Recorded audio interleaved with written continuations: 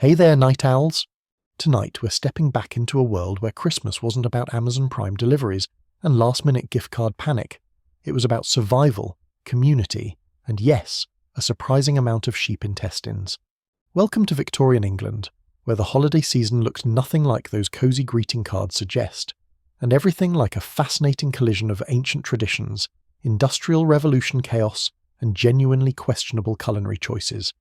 We're heading to a working farm in the 1800s, where preparing for Christmas meant months of labour, handmade everything, and a social calendar that would make your modern holiday stress look like a spa day. Blacksmiths hammering out gifts by firelight, cooks stuffing birds inside other birds inside yet more birds, and ribbons dyed with ingredients you definitely don't want to know about, though I'm absolutely going to tell you anyway. So before we dive in, do me a favour. Drop a comment and let me know where you're watching from tonight. What time is it where you are? I'm always curious who's joining me on these little historical adventures. Now dim those lights, get comfortable, and let's travel back to a Christmas that was equal parts magical and utterly bizarre. Ready? Let's go. Now before we get too deep into the actual festivities themselves, we need to understand something fundamental about Victorian Christmas that most people completely overlook. When we think of Christmas in the 1800s, our minds tend to drift toward images of snow-covered villages, carolers in top hats, and perhaps a goose roasting merrily in the oven, while a kindly grandfather reads stories by the fire. And while those images aren't entirely wrong, they skip over the single most important element of what made Victorian Christmas tick: charity. Not charity in the modern sense of dropping some spare change into a collection bucket outside a supermarket, but charity as a deeply woven, absolutely essential fabric of society itself. You see, in Victorian England, there was no government safety net. No welfare checks arriving in the mail. No unemployment benefits to tide families over during hard times. No National Health Service ready to patch you up if you fell ill. If you were poor in Victorian Britain, and vast numbers of people were desperately, crushingly poor, your survival depended almost entirely on the goodwill of those who had more than you. And Christmas was the time when that goodwill was expected to flow most generously. This wasn't optional kindness. It was practically a social obligation, a moral duty that the wealthy owed to the less fortunate. The wealthy landowners, the factory owners, the merchants who had done well for themselves, these people were expected to open their hearts and their purses during the Christmas season. And most of them did. Not necessarily because they were overflowing with human kindness, though some certainly were, but because the alternative was unthinkable.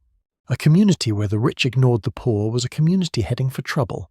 Social unrest, crime, disease spreading from the slums into respectable neighbourhoods. These were the consequences of neglecting your charitable duties. So Christmas charity served multiple purposes. It helped the genuinely desperate survive another winter.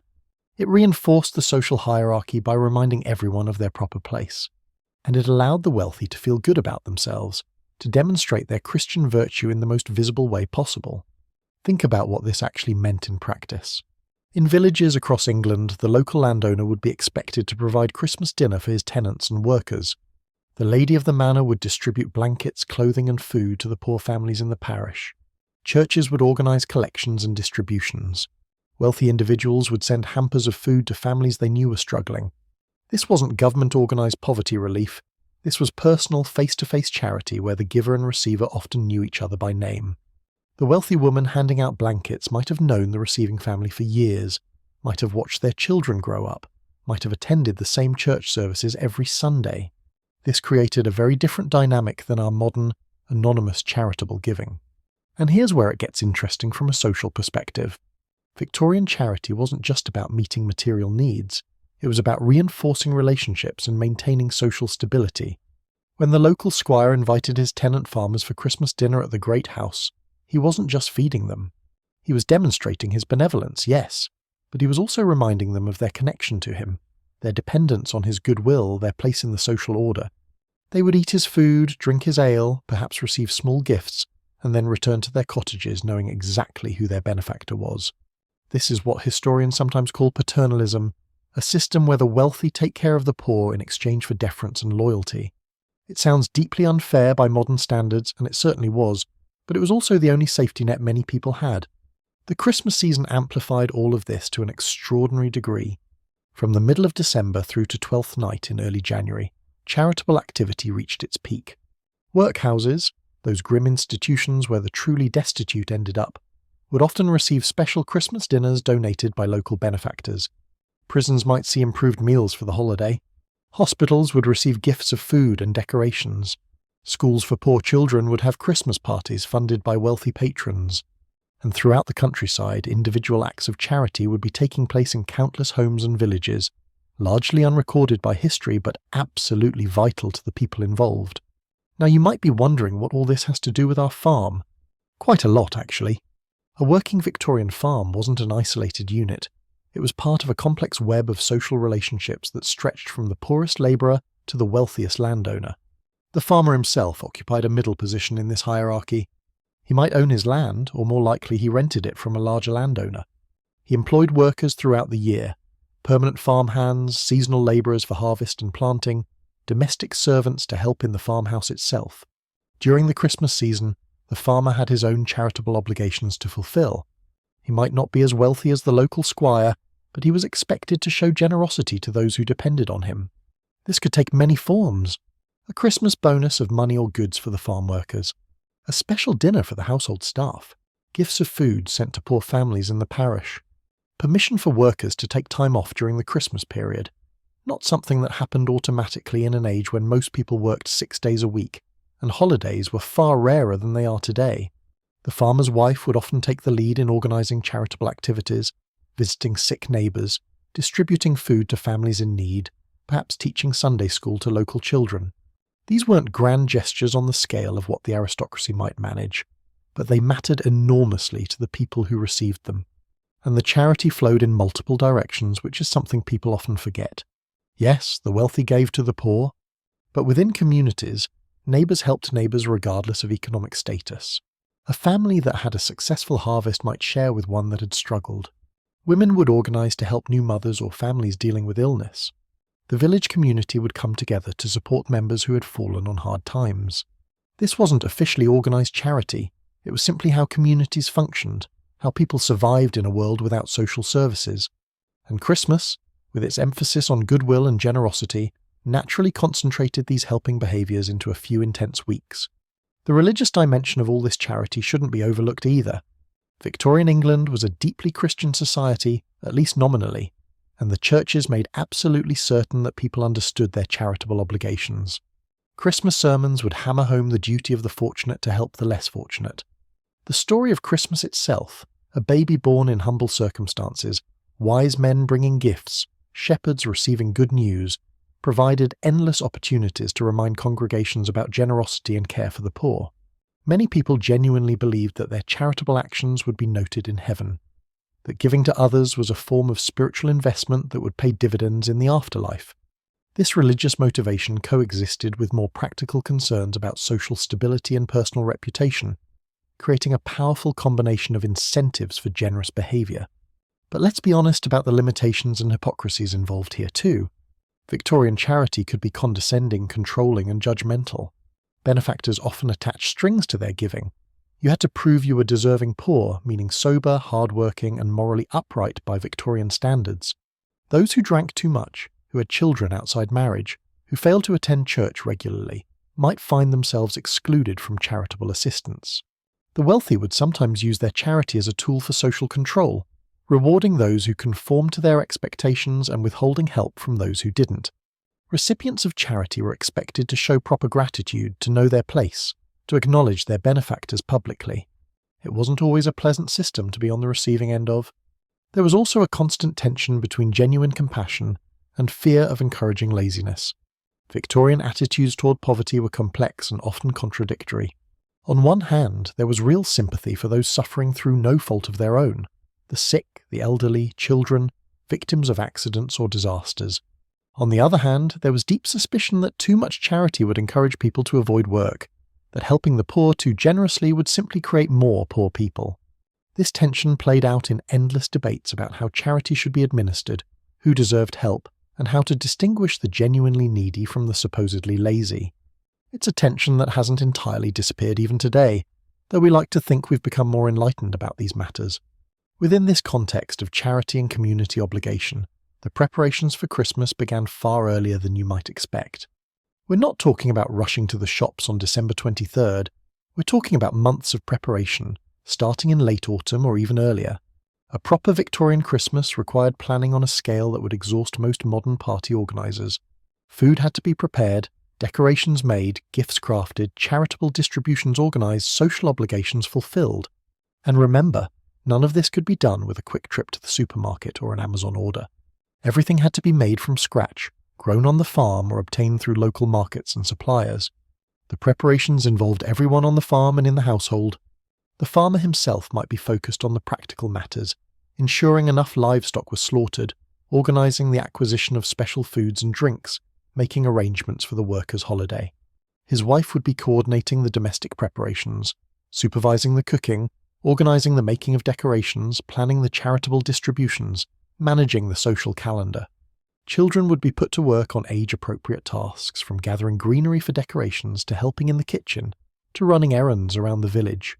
Servants, if the household had them, would find their workloads dramatically increased as the holiday approached.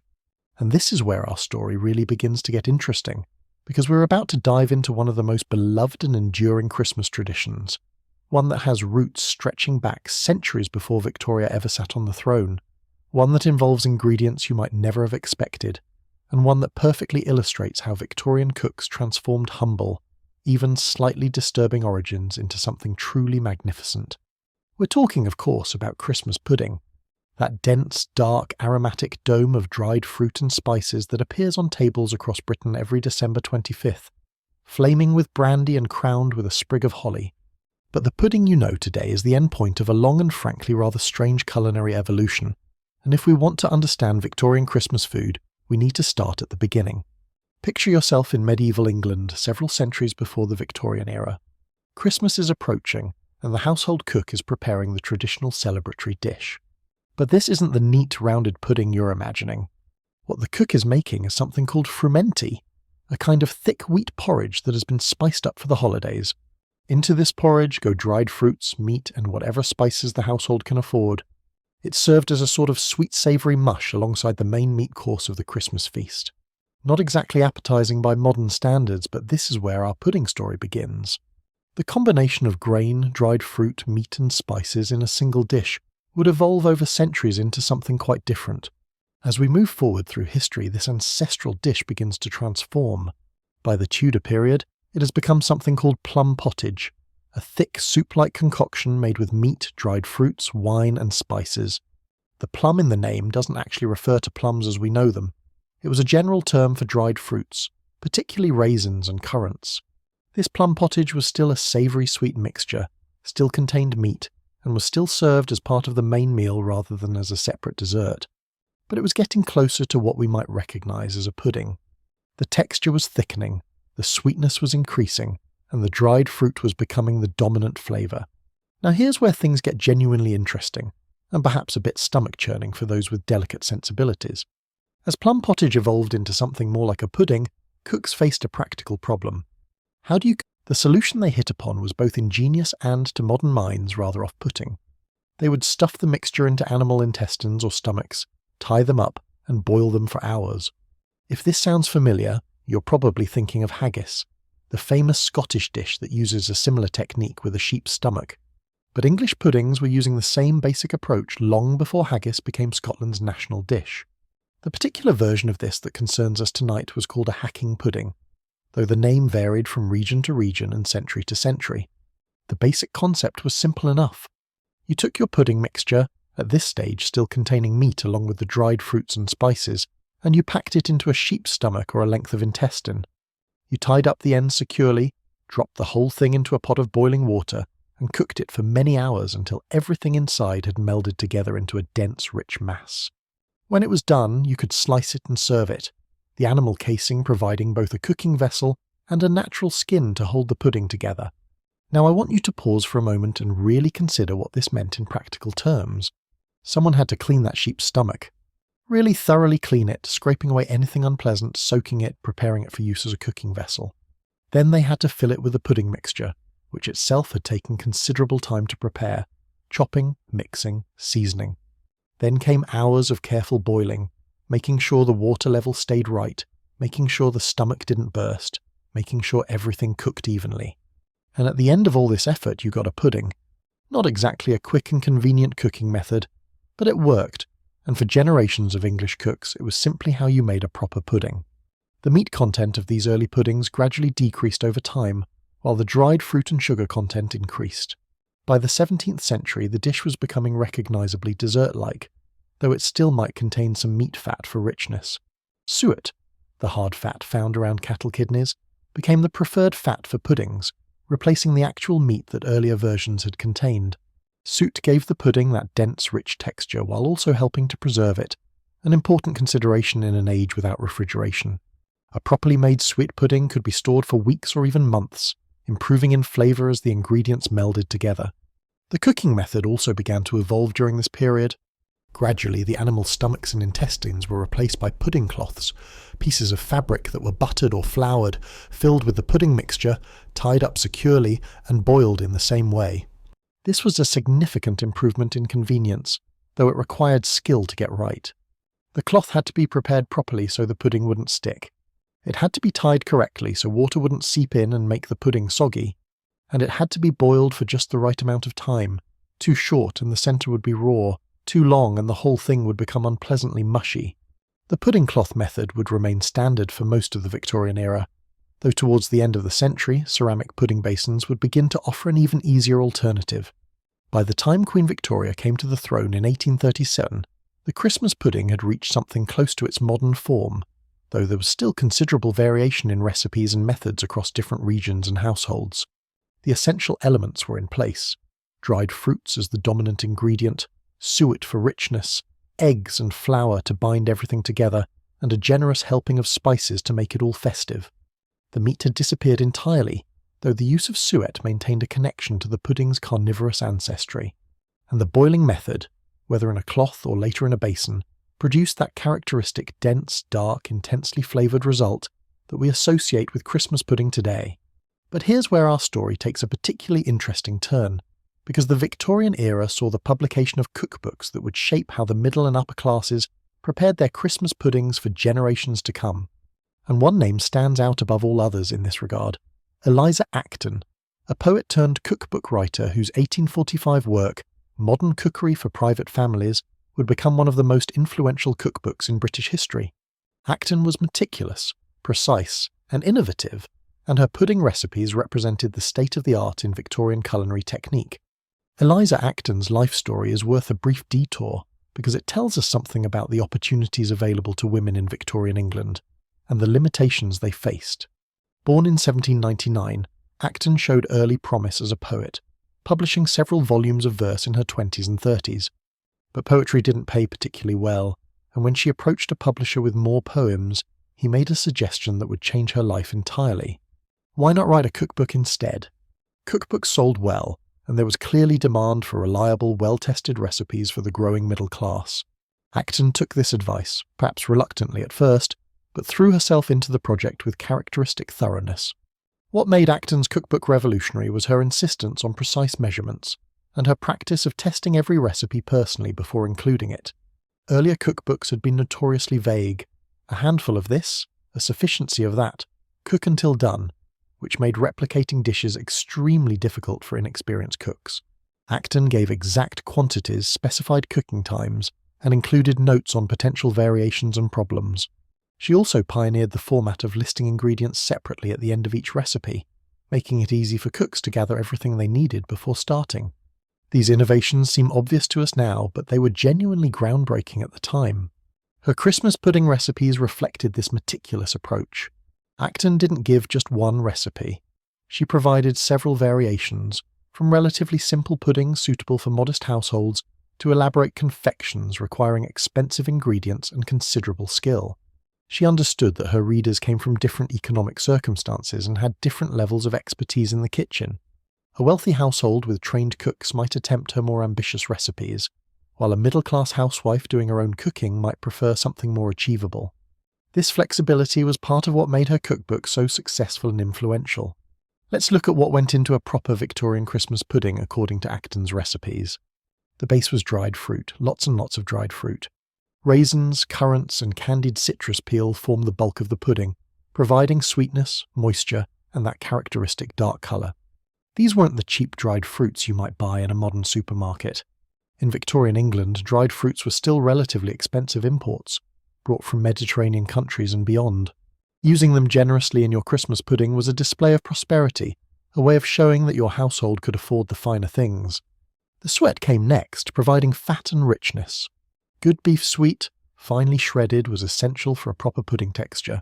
Some recipes called for sweet to be grated fresh from the lump, a tedious job usually assigned to junior members of the household.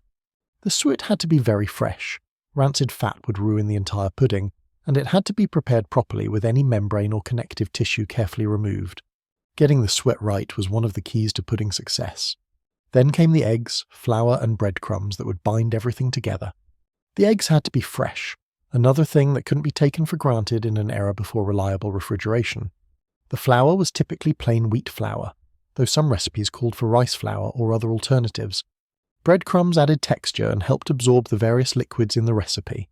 Many households used stale bread specifically for this purpose, grating it into fine crumbs and storing them for baking use. The spices were what gave the pudding its distinctive festive character. Nutmeg, cinnamon, allspice, ginger, these were the warm aromatic flavours that said Christmas to Victorian tastes. Like the spices had to be freshly ground for the best flavour. Pre-ground spices lost their potency quickly, and Victorian cooks knew to grind whole spices just before use. Sugar was essential too, of course, though the amount varied considerably between recipes. Brown sugar was often preferred for Christmas pudding, as it added both sweetness and a deeper, more complex flavour. Some recipes called for treacle or molasses, which intensified the dark colour and rich taste. The sugar industry was one of the great economic engines of the British Empire, though this prosperity was built on the misery of enslaved people in the Caribbean sugar plantations, something that Victorian Christmas celebrants might not have wanted to think about too carefully as they enjoyed their sweet puddings. Liquid was needed to bring all these ingredients together, and this is where things got particularly interesting. Many recipes called for brandy, rum, or other spirits, which served multiple purposes. They added flavour, of course, and a certain festive spirit, but they also acted as preservatives, helping the pudding keep for weeks or months. Some households made their Christmas puddings in October or November, storing them until the big day arrived. The alcohol helped prevent spoilage during this long storage period. Additionally, the spirits would be used dramatically at serving time. Warm brandy poured over the pudding and set alight, creating that spectacular flaming presentation that has delighted dinner guests for generations. Other recipes called for stout, porter, or ale instead of spirits, or in addition to them. Beer added depth of flavour and helped create that characteristic dark colour. Some traditional recipes used wine, cider, or a combination of different alcoholic beverages. The choice often depended on what was available and affordable. A household that happened to have good brandy might use that, while another might substitute with homemade ale. The important thing was the combination of moisture and preservative effect that the alcohol provided.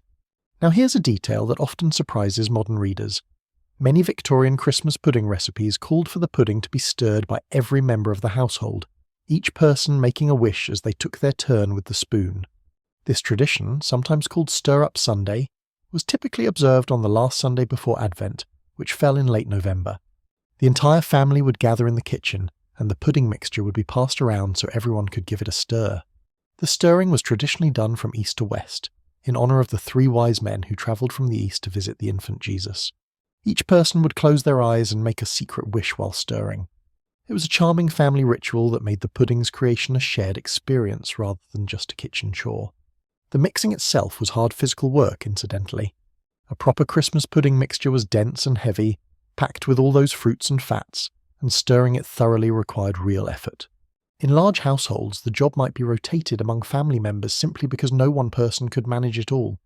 The mixture had to be stirred until everything was evenly distributed, the fruits coated with the binding ingredients, the spices worked through the whole mass. It could take quite a while, and strong arms were definitely an advantage. Once mixed, the pudding had to be cooked, and this was perhaps the most labour-intensive part of the entire process. A proper Victorian Christmas pudding was boiled for many hours, typically somewhere between 6 and 12 hours depending on the size and the recipe. During this time, someone had to watch the pot constantly, making sure the water level stayed up, adding more boiling water as needed, ensuring the heat remained steady. In an era before reliable kitchen timers and temperature-controlled stoves, this required constant attention. Letting the water level drop could cause the pudding to burn or cook unevenly. Letting the water cool too much could result in an undercooked centre. It was a commitment of time and attention that's hard to imagine in our convenience food age. The pudding was typically cooked in a pudding cloth during the Victorian period, though pudding basins became increasingly popular as the century progressed. To use a cloth, you first had to prepare it properly, scalding it in boiling water, then coating the inside with butter and flour so the pudding wouldn't stick. The pudding mixture was spooned into the centre of the cloth, which was then gathered up and tied securely with string, leaving a little room for the pudding to expand during cooking. Getting this right took practice. Tie it too loosely and water would seep in. Tie it too tightly and the pudding might burst as it expanded. Novice cooks were known to produce some spectacular pudding disasters before they got the hang of the technique. Once the pudding was in its cloth and the cloth was securely tied, it went into the pot of boiling water. A plate or rack at the bottom of the pot kept the pudding from sitting directly on the hot metal. And then began the long hours of boiling. The kitchen would fill with steam and the increasingly rich smell of cooking pudding. Other household activities would continue around this central task, but always someone would be keeping an eye on that pot, making sure everything was going according to plan. After the initial cooking, the pudding would be removed, hung up to dry and stored until Christmas Day. Many households had a traditional spot for pudding storage, a cool pantry, a particular shelf, sometimes even hung from a hook in the ceiling to keep it away from mice and insects. The pudding would sit there for weeks, slowly maturing as the flavours melded together. Some people claimed that a properly aged pudding was far superior to a freshly made one, though this was partly a matter of necessity. Making the pudding well in advance was the only way to fit all the Christmas preparations into the available time. On Christmas Day itself, the pudding would need to be boiled again, typically for another 2 to 3 hours, to heat it through and refresh the flavours. This second boiling was less demanding than the first, but it still required attention and planning.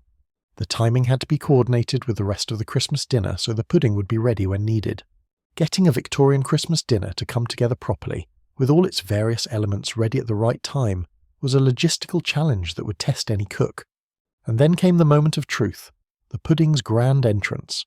The cloth would be removed to reveal the dark, glossy dome within. The pudding would be turned out onto a serving plate, ideally keeping its perfect rounded shape. A sprig of holly would be tucked into the top for decoration. And then came the spectacular finale. Warm brandy poured over the pudding and set alight. The flames would dance blue and orange across the pudding's surface, while family and guests watched in delighted anticipation. The person carrying the flaming pudding to the table was performing a small act of domestic theatre, bringing light and warmth and festive magic into the dining room. But the Victorian Christmas pudding contained more than just food. It often contained secrets too. It was traditional to hide small items in the pudding mixture before cooking, each one carrying a particular meaning for whoever found it in their serving. A silver coin, traditionally a sixpence, promised wealth in the coming year for the lucky finder. A tiny wishbone meant that your heart's desire would come true. A small thimble indicated that the finder would remain unmarried for another year. Not necessarily welcome news in an era when marriage was one of the few paths to financial security for women. A small anchor promised safe travels. A ring predicted an upcoming wedding. These hidden treasures added an element of excitement and fortune-telling to the pudding course, as diners carefully examined each bite hoping to find one of the lucky charms. The practice of hiding items in the pudding was not without its hazards, of course. Swallowing a sixpence by accident could be uncomfortable at best and dangerous at worst. The small items had to be distributed carefully through the pudding so that everyone had a reasonable chance of finding one. And there was always the awkward moment when someone found the thimble, traditionally associated with spinsterhood, and had to pretend they were pleased about it. The good-natured teasing that accompanied these discoveries was part of the fun, though one imagines it wasn't always enjoyed equally by everyone involved. The Victorian approach to Christmas pudding tells us something important about their whole attitude toward the holiday. This was not a culture of convenience or shortcuts. Making a proper Christmas pudding required weeks of planning, considerable expense, hours of hard physical labour, and careful attention to technique. It was an investment of time, money, and effort that demonstrated the importance of the occasion. A household that served a magnificent Christmas pudding was making a statement about their values, their prosperity, and their dedication to doing things properly. The pudding was both a delicious dessert and a symbol of everything Christmas was supposed to represent. This elaborate approach extended to other aspects of Victorian Christmas food preparation as well, but the pudding held a special place in the culinary calendar. It was the centrepiece of the sweet course, The grand finale of the Christmas meal, the dish that everyone would remember and talk about. Getting it right was a matter of household pride. Getting it wrong was a minor social catastrophe. Cooks who produced excellent Christmas puddings were valued members of the household. Recipes that produced consistent results were treasured and passed down through generations. The recipes themselves became family heirlooms in a sense. A grandmother's Christmas pudding recipe, written out in fading ink on a card in the kitchen drawer, represented a direct connection to Christmases past. Following that recipe, using the same proportions, the same techniques, the same timing that had worked for generations, was a way of maintaining family tradition and honouring those who had come before. Even today, many British families have traditional pudding recipes that they claim date back to Victorian times or earlier, whether or not this is strictly accurate. The idea of the traditional recipe, handed down through the family, is itself part of the Christmas mythology. Eliza Acton's influence on all of this can hardly be overstated. Her cookbook went through multiple editions during her lifetime and continued to be reprinted after her death in 1859. Her precise, tested recipes gave cooks confidence that they could achieve good results. Her detailed instructions demystified techniques that had previously been passed down only through apprenticeship and experience. And her Christmas pudding recipes in particular became templates that other cookbook authors would follow and adapt for decades to come. But Acton wasn't the only influential Victorian cookbook writer, of course. Isabella Beeton, whose Book of Household Management appeared in 1861, just 2 years after Acton's death, would become even more famous. Beeton borrowed heavily from Acton, some would say too heavily, crossing the line into plagiarism, but she also adapted and expanded on her predecessor's work. Beeton's book was comprehensive to an almost absurd degree, covering not just cooking but every aspect of running a Victorian household, from hiring servants to treating illnesses. Her Christmas pudding recipes showed the influence of Acton's precision, while adding Beeton's characteristic thoroughness. The competition between various pudding recipes was taken quite seriously by Victorian cooks. Different regions had their own traditions and preferences. Some swore by more fruits, others by more spices. Some preferred brandy, others rum, others ale. The proportions of suet, eggs and flour varied considerably from recipe to recipe.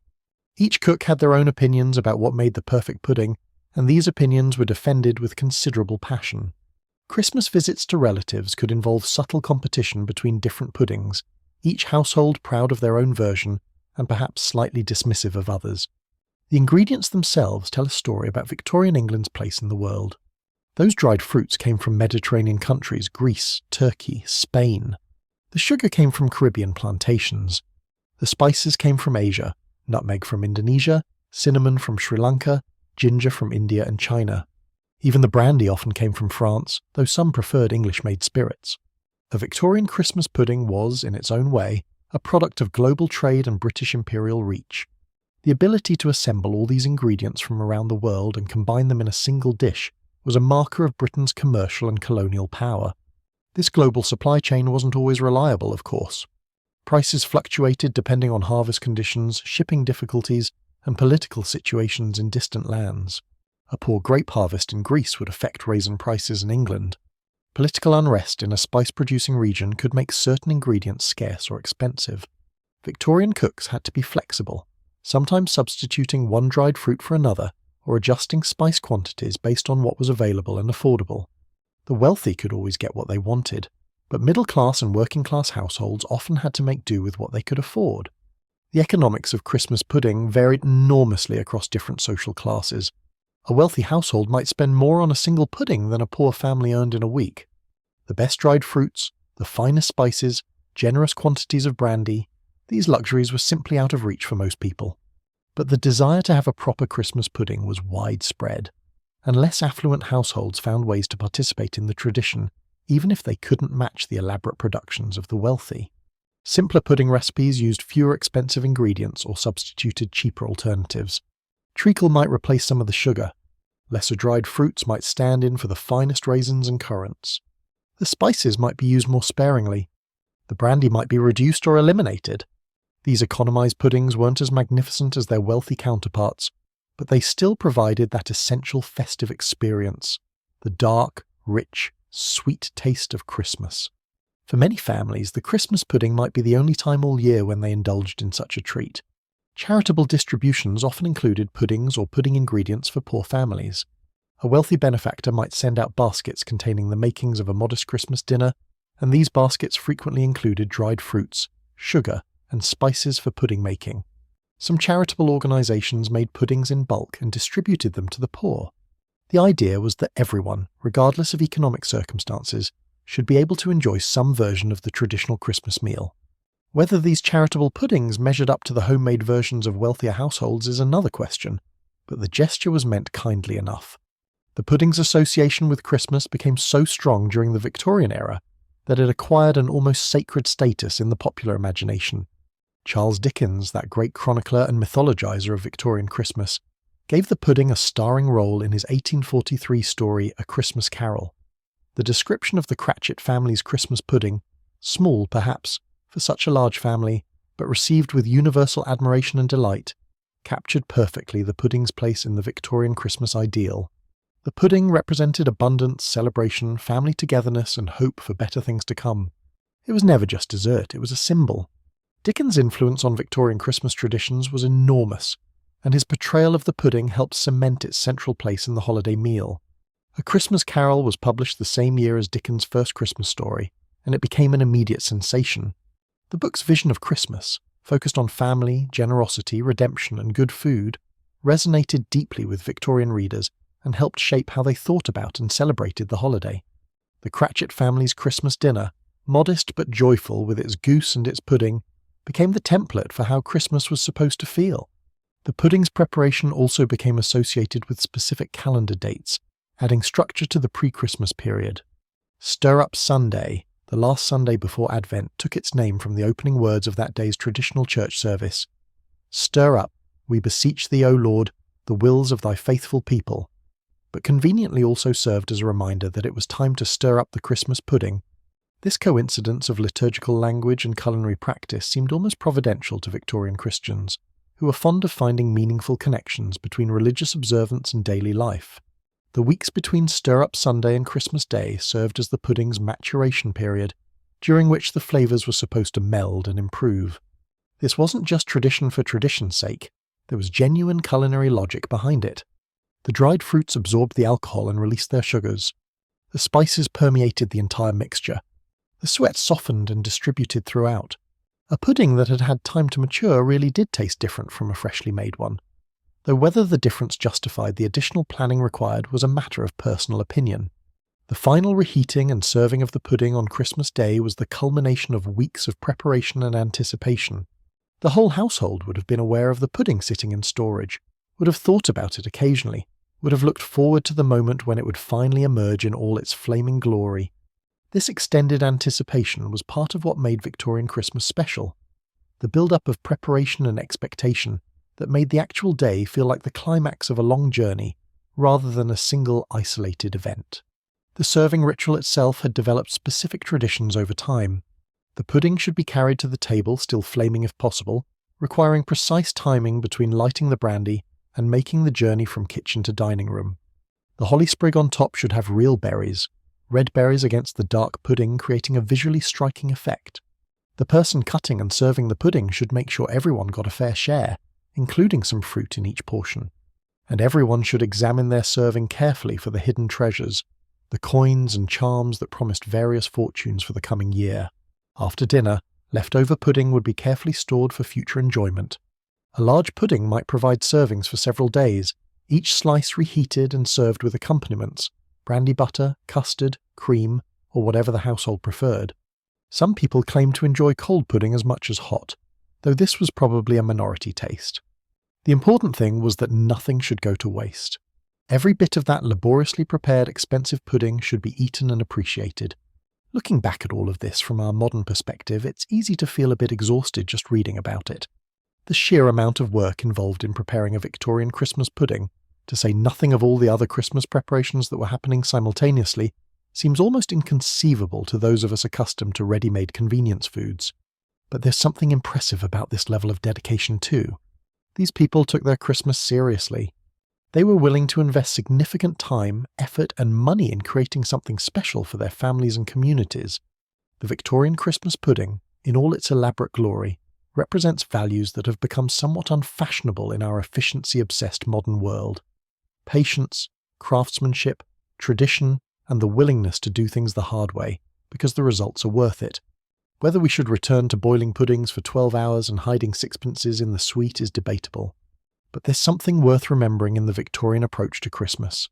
The idea that the holiday deserves our best efforts, that preparation is part of the celebration, and that some things are worth doing properly even when easier alternatives exist. As the pudding mixture was prepared, stirred, cooked, and stored away to mature, the Victorian farm household would have been engaged in countless other Christmas preparations as well. But the pudding was special.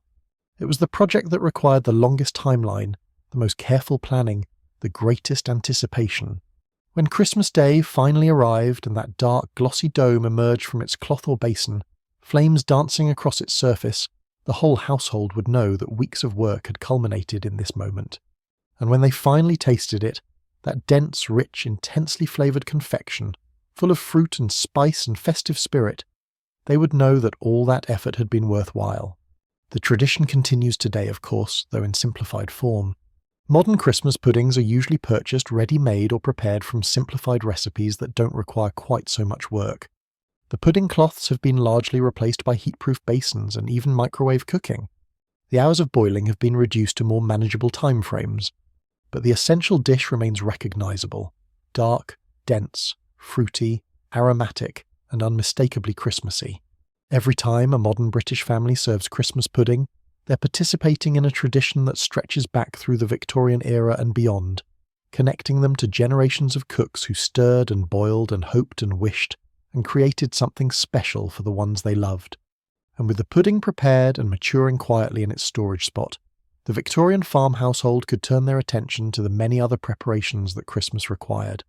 The pudding was just one element, important, symbolic, delicious, but just one element of a celebration that would involve the entire community in an elaborate dance of tradition, charity, faith, and fellowship. The kitchen work was far from over. The decorations had yet to be made. The gifts had yet to be prepared. And out in the village, the forge would soon be glowing with activity as the blacksmith began his own crucial contribution to the Christmas preparations. But those are stories for another chapter. For now, imagine that pudding resting in the pantry, its flavours slowly developing, its promise of future delights quietly waiting.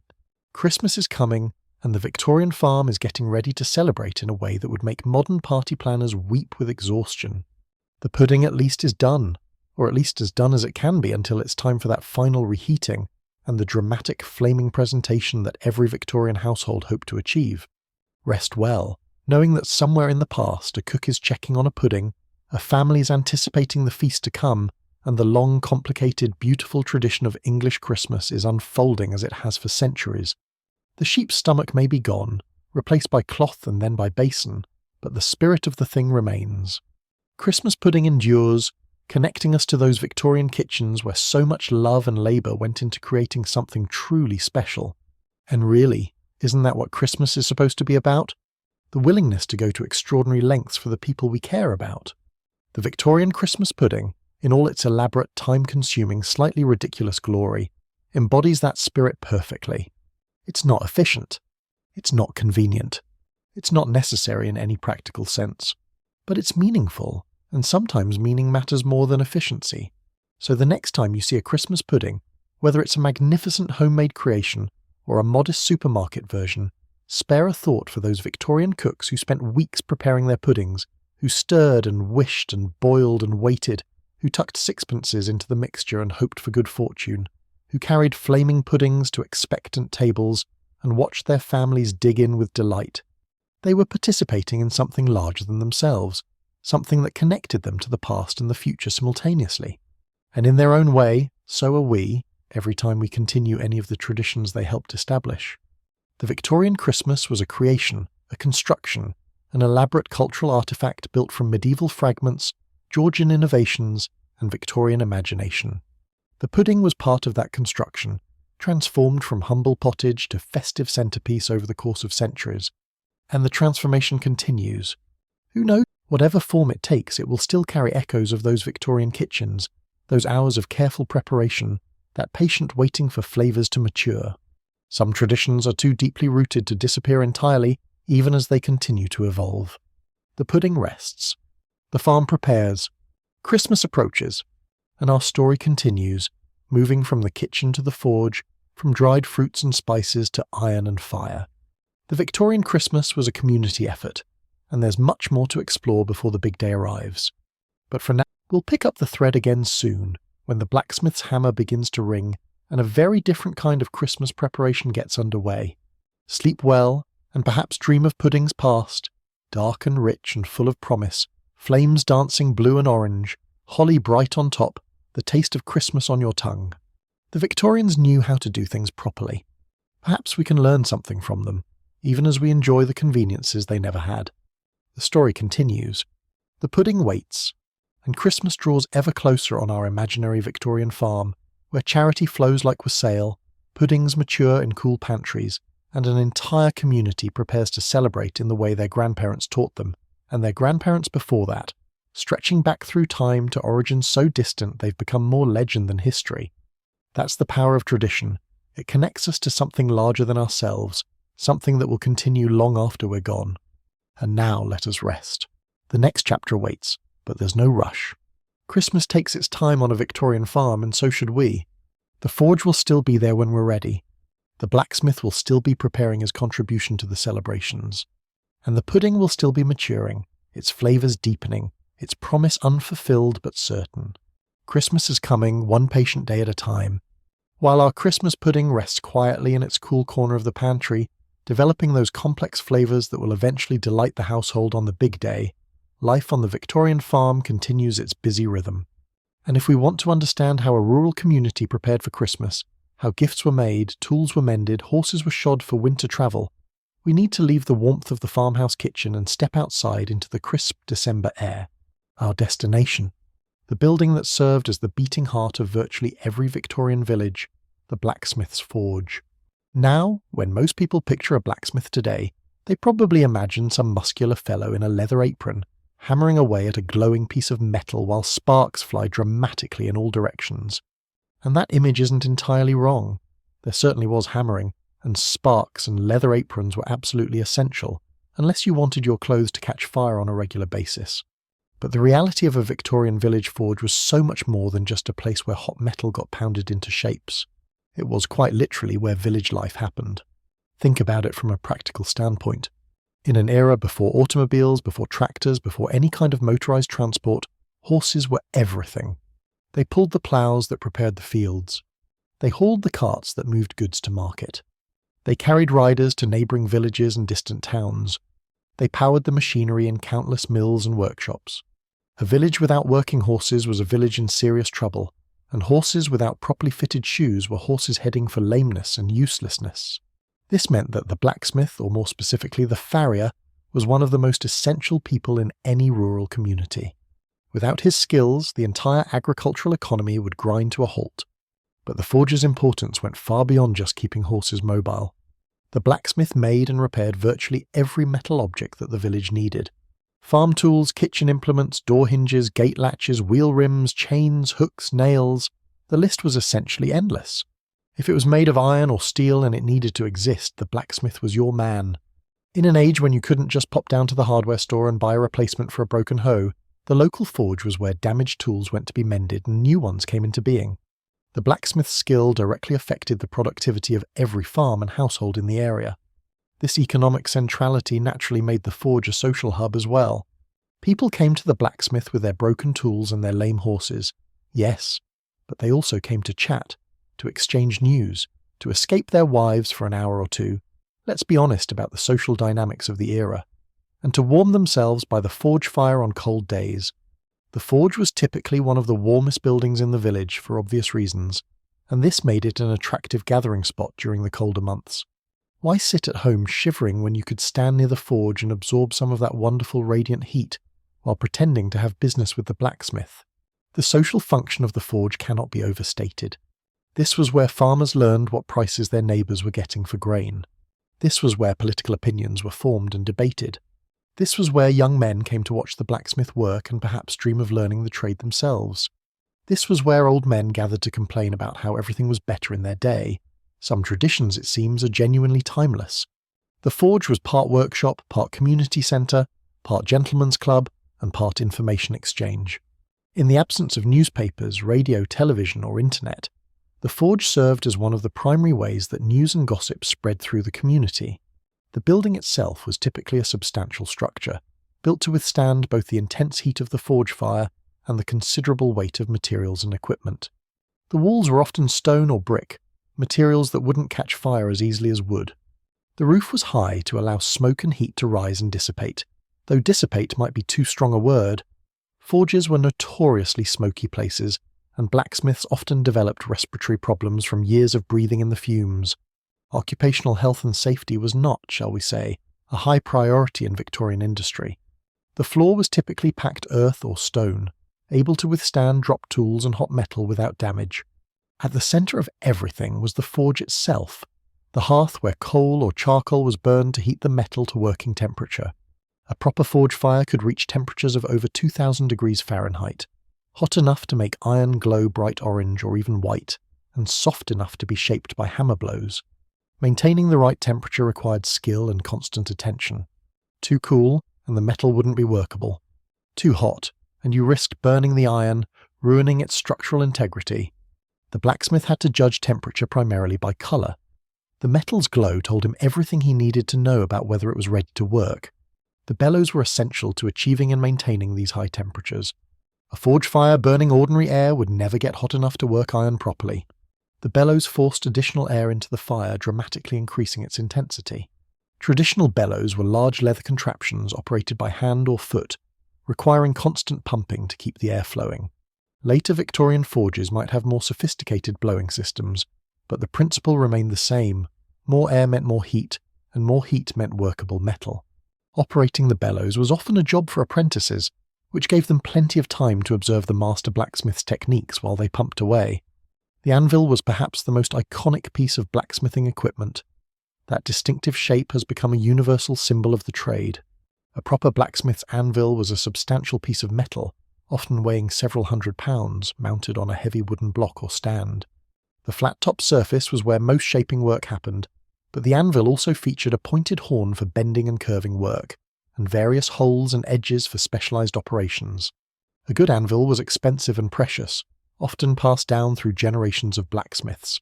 The ring of hammer on anvil, that distinctive musical sound, could be heard throughout the village when work was in progress. Surrounding the forge and anvil was an array of tools that would bewilder a modern observer. Hammers of various sizes and shapes, each designed for specific types of work. Tongs for holding hot metal. You definitely didn't want to grab a glowing piece of iron with your bare hands. Chisels, punches and drifts for cutting and shaping.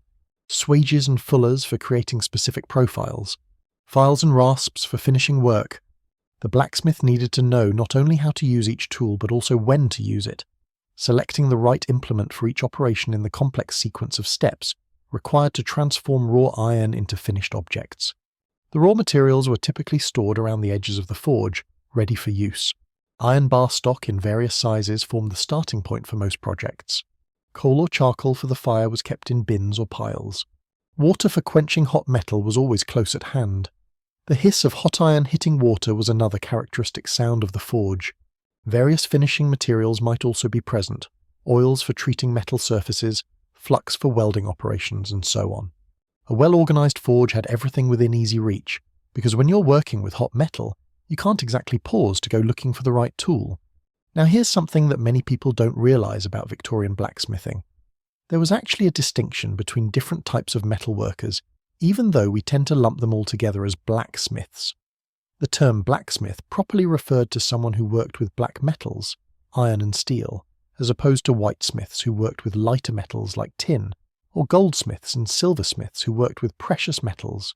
Within the blacksmithing trade itself, there was a further important distinction between the general blacksmith, who made and repaired all kinds of iron objects, and the farrier, who specialised specifically in horseshoeing. This distinction wasn't just academic, it reflected genuinely different skill sets and training paths. A general blacksmith needed to know how to make a vast range of objects, tools, hardware, decorative items, structural components. His work required creativity and problem-solving ability, as he often had to figure out how to make things he'd never made before, based on his understanding of metal properties and working techniques. A farrier, on the other hand, needed very specific knowledge about horse anatomy, hoof structure, and gait patterns. He worked on living animals, not just inanimate metal, and a mistake could lame a valuable horse and ruin a farmer's livelihood. In practice, many village blacksmiths did both types of work. The village might not be large enough to support two separate specialists, so the local smith had to be competent at both general metalwork and horseshoeing. But larger communities might have dedicated farriers who did nothing but shoe horses, while other smiths handled the tool-making and repair work. The training required was substantial either way. We're talking about years of apprenticeship before someone was considered qualified to work independently.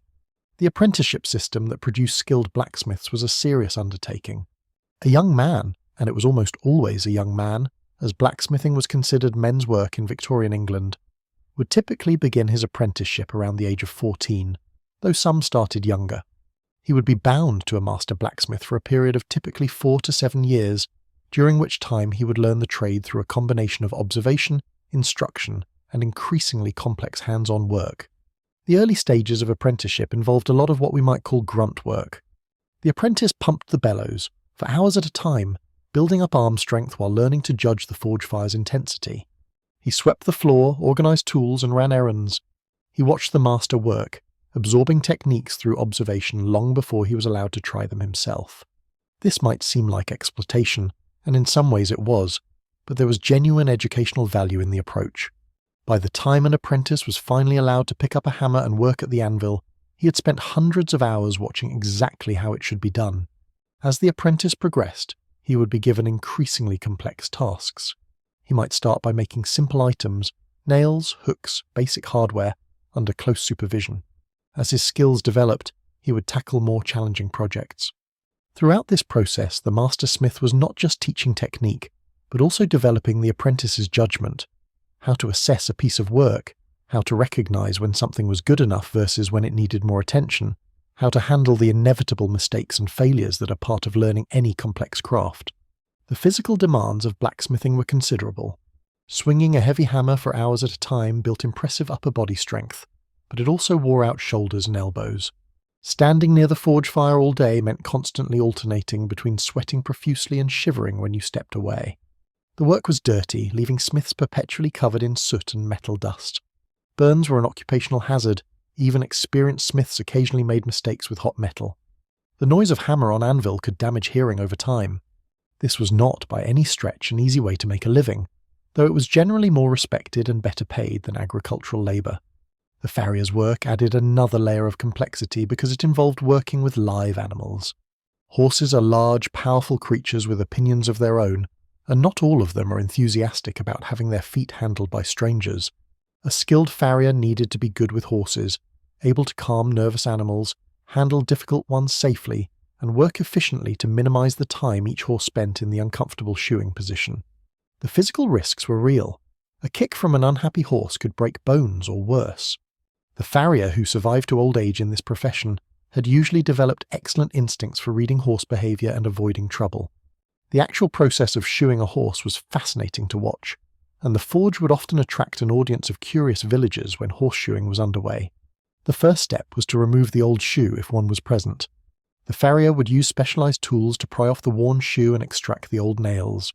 Then came horses' hooves grow continuously, like human fingernails, and they need regular trimming to maintain proper shape. The farrier used a combination of knife and rasp to remove excess growth and create a level surface for the new shoe. This hoof preparation required genuine expertise. Every horse is different, with individual variations in hoof shape, gait, and potential problems. A farrier had to assess each hoof carefully, looking for signs of disease, damage, or abnormal wear patterns. Some horses had flat feet that needed one approach, others had high arches requiring different treatment. Some horses wore down their hooves unevenly, indicating problems with how they moved that the farrier might need to compensate for. This wasn't just mechanical work, it was part veterinary assessment, part biomechanical engineering. Once the hoof was properly prepared, the farrier selected or made an appropriate shoe. Victorian farriers often made their own shoes from iron bar stock, heating the metal in the forge and hammering it into the correct shape and size. This required measuring the horse's hoof, then creating a shoe that would fit precisely. The shoe had to be shaped to match the hoof's outline, punched with nail holes in the right positions, and given whatever special features the particular horse needed: culkins for better traction, toe clips for extra security, and so on. The fitting process involved heating the completed shoe and pressing it briefly against the trimmed hoof surface. This wasn't to burn the hoof, though the dramatic smoking and hissing when hot metal met horns certainly looked alarming to inexperienced observers, but to create a precise fit. The heat caused the shoe to settle into the hoof surface, ensuring maximum contact and stability. The nailing was perhaps the most nerve-wracking part for observers, as it involved driving sharp metal nails through a living animal's foot. But here's the thing: the outer part of the hoof, where the nails go, has no more feeling than your fingernail. A skilled farrier drove the nails at the correct angle, through the insensitive horn of the hoof wall, with the nail points emerging on the outside of the hoof where they could be bent over and clinched flat. Done correctly, the process was no more painful for the horse than a human getting their nails trimmed. Done incorrectly, however, a nail could penetrate into sensitive tissue, causing real pain and potential lameness. The skill gap between a competent farrier and a careless one could mean the difference between a healthy working horse and a crippled one. The final steps involved clinching down the emerged nail ends, rasping everything smooth, and giving the completed work a final inspection. The whole process took perhaps 30 to 45 minutes per horse for an experienced farrier working on a cooperative animal. Difficult horses might take longer, and considering that a busy farm might have half a dozen or more horses that all needed regular shoeing, plus the horses from neighbouring farms and the occasional travelling horse that threw a shoe at an inconvenient moment, the farrier was rarely short of work. The relationship between farrier and horse owner was often long-standing and based on considerable mutual trust. A farmer whose horses were well cared for by a particular farrier would remain loyal to that smith, bringing the same animals back year after year for their regular shoeing. The farrier, in turn, came to know each horse's individual quirks and requirements. This horse needed the shoe set slightly wider. That one tended to develop cracks in the left front hoof. Another had a sensitive spot that required careful handling. This accumulated knowledge made the work more efficient and the outcomes better, creating a strong incentive for ongoing relationships rather than shopping around for the cheapest price. The tools of the farrier's trade were specialised and carefully maintained. The hoof knife, used for trimming the sole and frog of the hoof, had to be kept razor sharp to cut cleanly through the tough horn. The nip, the rasp, used for final shaping and smoothing, would wear out over time and need replacement. The pritchel, used for punching nail holes in shoes, had to be the right size for the nails being used. Each tool represented an investment, and a farrier's toolkit was often worth a considerable sum, money that apprentices needed to accumulate before they could set up independently.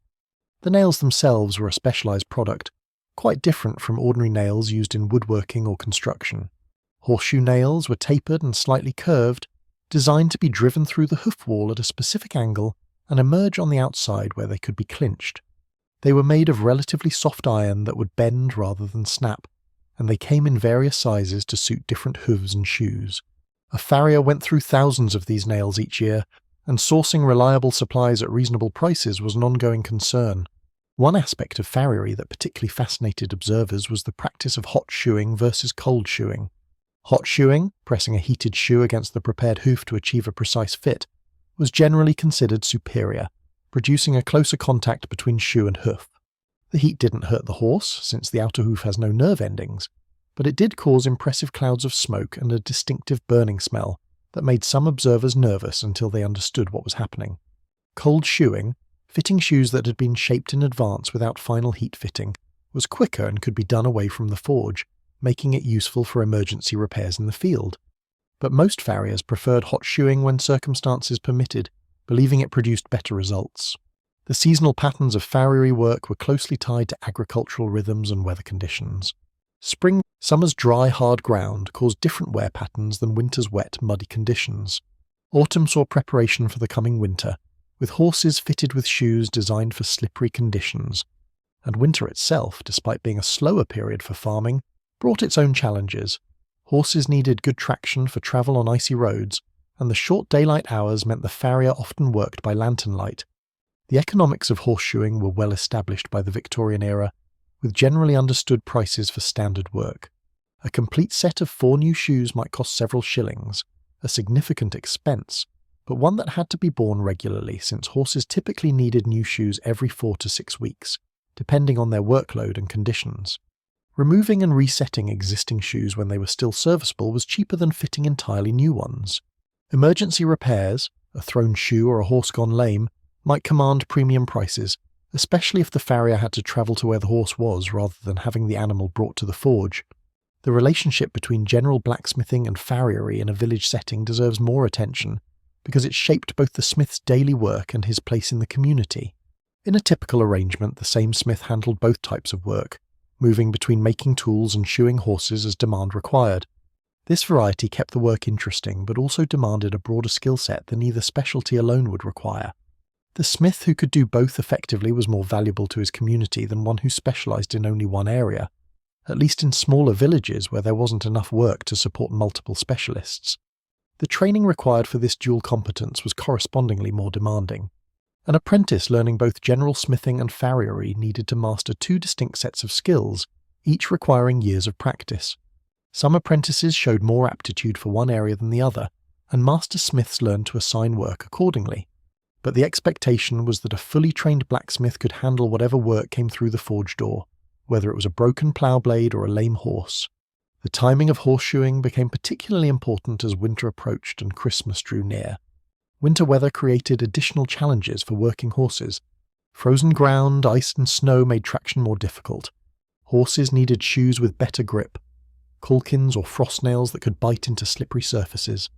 The farrier's workload often increased as autumn turned to winter, with farmers bringing their horses in for seasonal shoeing before the worst weather arrived. Getting this done before Christmas was important because the holiday period would see increased travel, people visiting relatives, attending church services, making deliveries, and horses needed to be properly equipped for the busy season.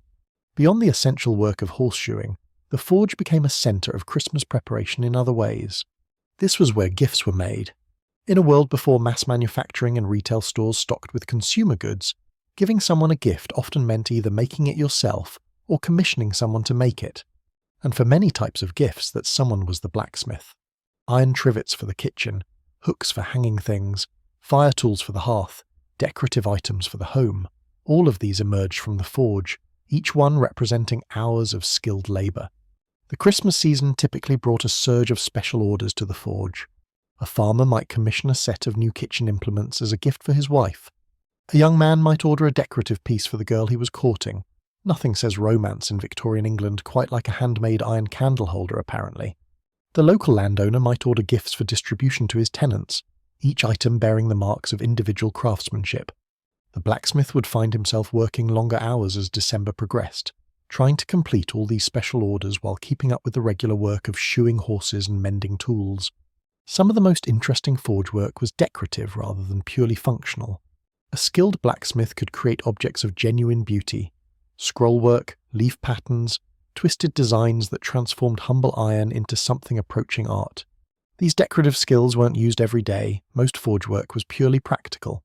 But special occasions like Christmas brought out the smith's artistic side, as customers requested objects that were meant to impress and delight as well as serve a purpose. A Christmas gift from the forge might feature elaborate scrolled handles, punched decorative patterns, or graceful curves that demonstrated the smith's mastery of his medium. The process of making these gift items would have drawn interested observers to the forge throughout the pre-Christmas period. Unlike many workshops, the forge was usually a relatively public space. People wandered in and out throughout the day, and the blacksmith often worked with an audience of curious neighbours, bored farmers waiting for horses to be shod, and young boys fascinated by the combination of fire, muscle, and ringing metal. The creation of a special Christmas piece would attract particular attention, as people watched raw iron gradually take shape into something beautiful and meaningful. The techniques used for decorative work were often quite different from those employed in purely functional smithing. Scrollwork, for instance, required the smith to draw out the iron into long, thin sections and then carefully curve them into spirals and flourishes. This demanded precise temperature control. Metal that was too cool wouldn't bend smoothly, while metal that was too hot would thin out unevenly or even burn. The smith might work the same piece through multiple heating and cooling cycles, gradually coaxing it into the desired shape. Rushed work showed, patient, skilled work produced results that could genuinely be called beautiful. Twisted designs were another popular decorative element, achieved by heating a section of bar stock and then twisting it while the metal was soft. The twist could be tight or loose, uniform or varied, depending on the effect desired. Sometimes multiple twisted elements were combined, or twists were incorporated into larger pieces alongside other decorative features. The possibilities were endless for a skilled smith with imagination and patience. Christmas gifts from the forge might feature combinations of scrolls, twists, punched patterns, and shaped elements that showcased the full range of the smith's abilities. The punching of decorative patterns into metal added another dimension to forge craftsmanship. Using some punches created simple round or square holes, others left more complex shapes: stars, diamonds, floral patterns. These punch designs were often combined with other decorative techniques, building up layers of visual interest that transformed simple iron into something genuinely attractive. The heat treatment of finished pieces could dramatically affect their final appearance. Controlled heating and cooling could produce different surface colors, from the blue-black of a slow cool to the straw yellow or purple that appeared when iron was heated to specific temperatures and then quenched. Some smiths became expert at producing multicolored finishes, using selective heating to create patterns of different hues across a single piece. This kind of work pushed the boundaries of what was functionally necessary, entering the realm of pure aesthetic expression. Finishing processes added the final touches to Christmas gift items. Files and rasps smoothed rough surfaces and refined shapes. Wire brushing removed scale and gave a clean appearance. Wax or oil treatments protected against rust and gave a pleasant sheen. Some pieces were painted, though this was less common for iron items that would be exposed to heat like fireplace tools. The care taken in finishing could make the difference between a piece that looked obviously handmade in a crude sense and one that looked handmade in an artisanal sense. Same origin, very different impressions. This visibility served multiple purposes for the blacksmith. It demonstrated his skills to potential customers. It reinforced his status in the community as a master craftsman. It provided entertainment for the audience. And it probably made the long hours of hard work slightly more bearable. There's something about having appreciative spectators that makes even difficult labour feel more worthwhile. The forge at Christmas was part workshop, part theatre, with the blacksmith performing feats of transformation that seemed almost magical to those who didn't understand the techniques involved. The social dynamics of the forge were complex and fascinating. On one level, this was a commercial establishment where customers came to purchase goods and services. But the relationships were rarely purely transactional. The blacksmith knew his customers personally, had known many of them for years or even decades. He knew which farmers were good for credit and which needed to pay up front. He knew which horses were difficult and which were cooperative. He knew the gossip, the rivalries, the alliances, the scandals, and he kept much of this knowledge to himself because discretion was part of what made him trusted. The forge often served as neutral ground where people from different social levels could interact more easily than they might elsewhere. The local squire might stand beside a humble agricultural labourer, both waiting for their horses to be shod, both chatting with the blacksmith and with each other. The informal atmosphere of the forge softened social distinctions somewhat, though they never disappeared entirely. The squire was still the squire and everyone knew it, but the shared experience of watching the blacksmith work, of discussing practical matters like horse care and tool maintenance, created a kind of temporary equality that was relatively rare in rigidly class-conscious Victorian England. Women were less common visitors to the forge, though they certainly appeared when they had business there, a broken pot to be mended, kitchen implements to be repaired or replaced. The masculine atmosphere of the place probably made some women uncomfortable, and the soot and smoke were hard on clothing. But women who ran households or farms on their own, widows, or those whose husbands were ill or absent, had to overcome any reluctance and deal with the blacksmith directly. These women often earned respect for their competence in a world that generally expected them to leave such matters to men. The forge also played a role in the informal education of village youth, particularly boys who might be considering their future trades. Watching the blacksmith work provided a window into a skilled profession that offered more prospects than ordinary farm labour. A bright, observant boy might catch the smith's attention and be considered for apprenticeship when the time came. Parents who wanted better opportunities for their sons might make a point of bringing them to the forge, letting them watch and perhaps help with small tasks, hoping to kindle an interest that might lead to a secure trade. The blacksmith himself was usually something of a village character, known for particular quirks or habits as well as professional skills. Some smiths were known for their patience with difficult customers, others for their short tempers. Some were talkative hosts who kept up a running commentary while they worked, others preferred to work in concentrated silence. Some were generous with their time, willing to explain techniques to curious observers, others guarded their trade secrets jealously. These individual personalities shaped the social experience of visiting the forge, making each villager's forge a unique institution despite the common underlying functions. The relationship between the forge and the local church was often closer than one might expect. The blacksmith made and repaired church hardware: door hinges, bell-hanging equipment, grills and screens, weather vanes. The church, in turn, provided spiritual context for the smith's life and work, including the traditional belief that blacksmithing was a noble craft blessed by divine sanction.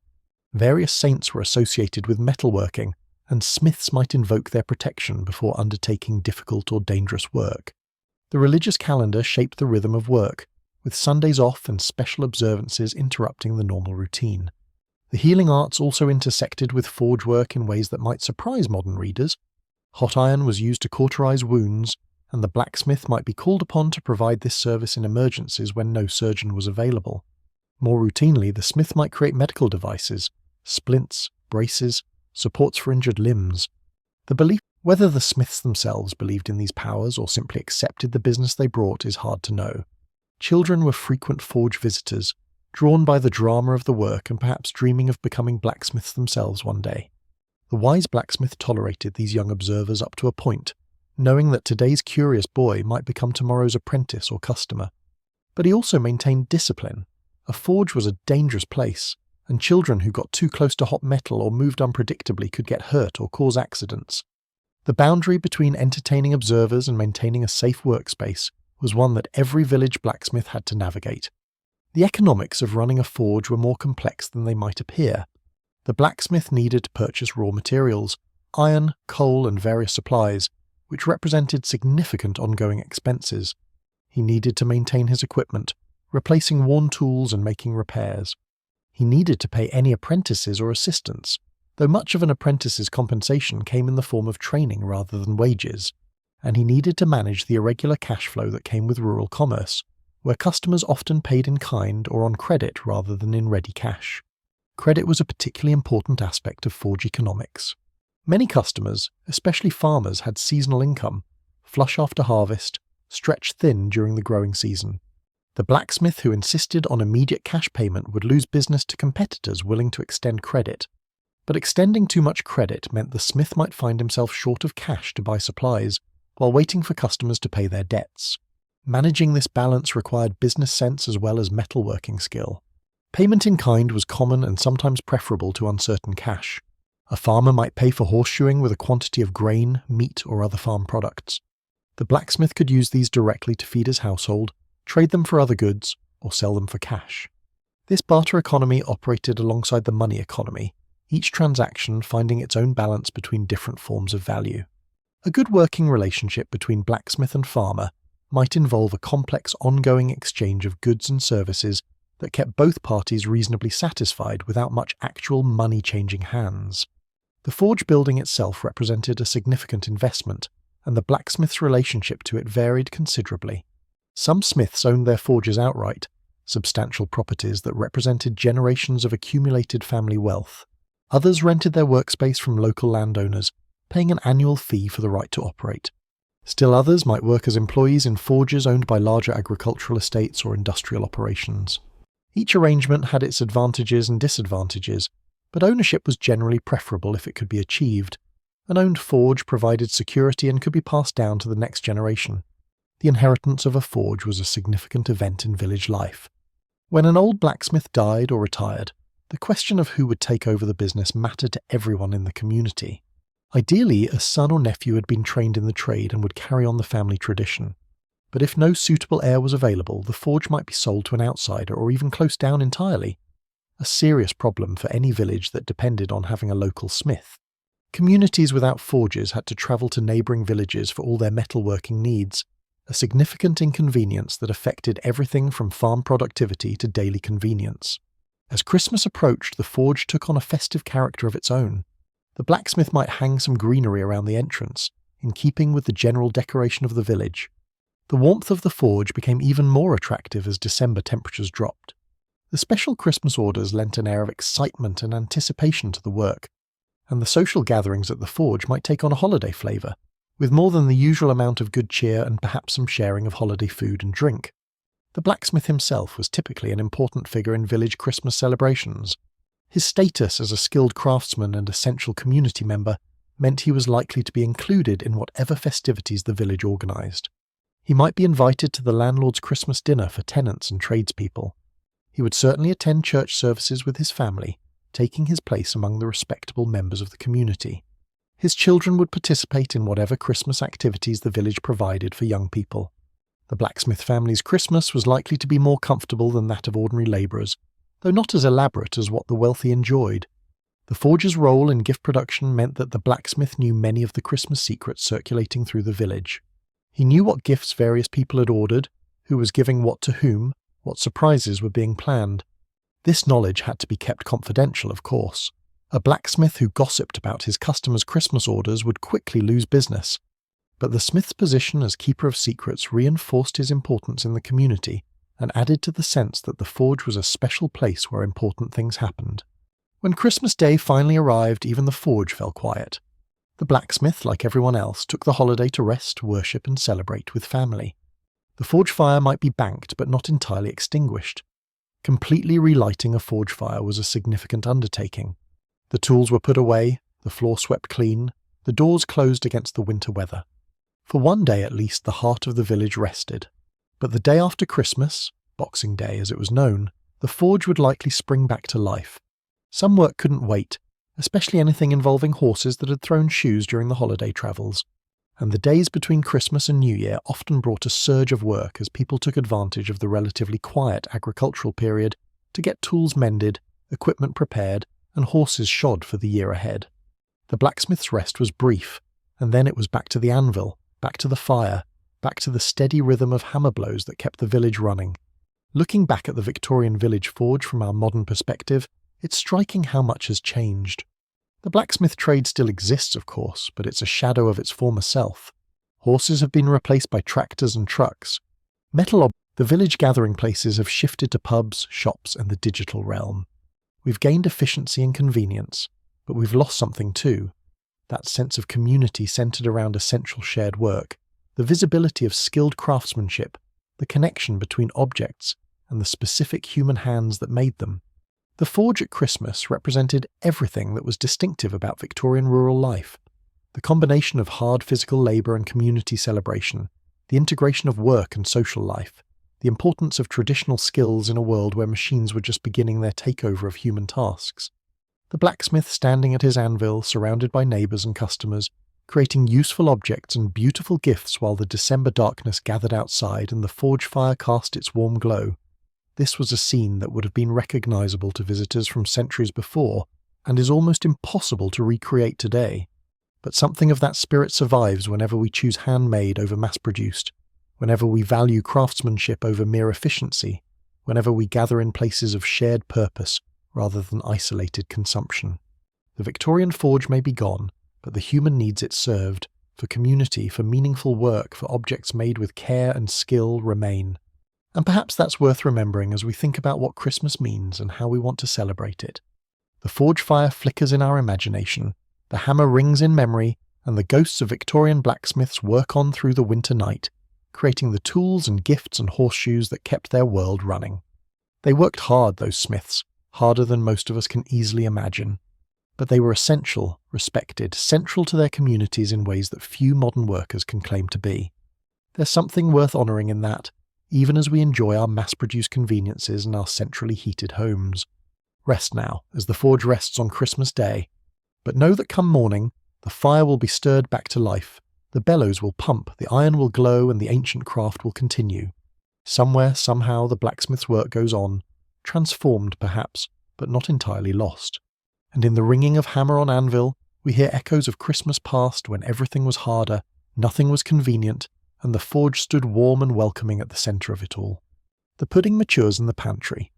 The forge awaits its next working day, and our Victorian Christmas continues to unfold, layer upon layer of tradition, labour and meaning. Next, we'll turn to another kind of Christmas preparation, one involving even more unlikely ingredients and even more elaborate transformations. But for now, let the forge rest, let the blacksmith sleep, and let us drift with them into well-earned repose. The fire will be there in the morning. It always is. With the forge fire banked and the blacksmith's Christmas orders nearing completion, we turn our attention back to the farmhouse kitchen, where preparations of a rather more edible nature are underway. The pudding continues its patient maturation in the pantry, growing more complex in flavour with each passing day. But the pudding, as magnificent as it would eventually prove to be, was only one element of the Victorian Christmas feast.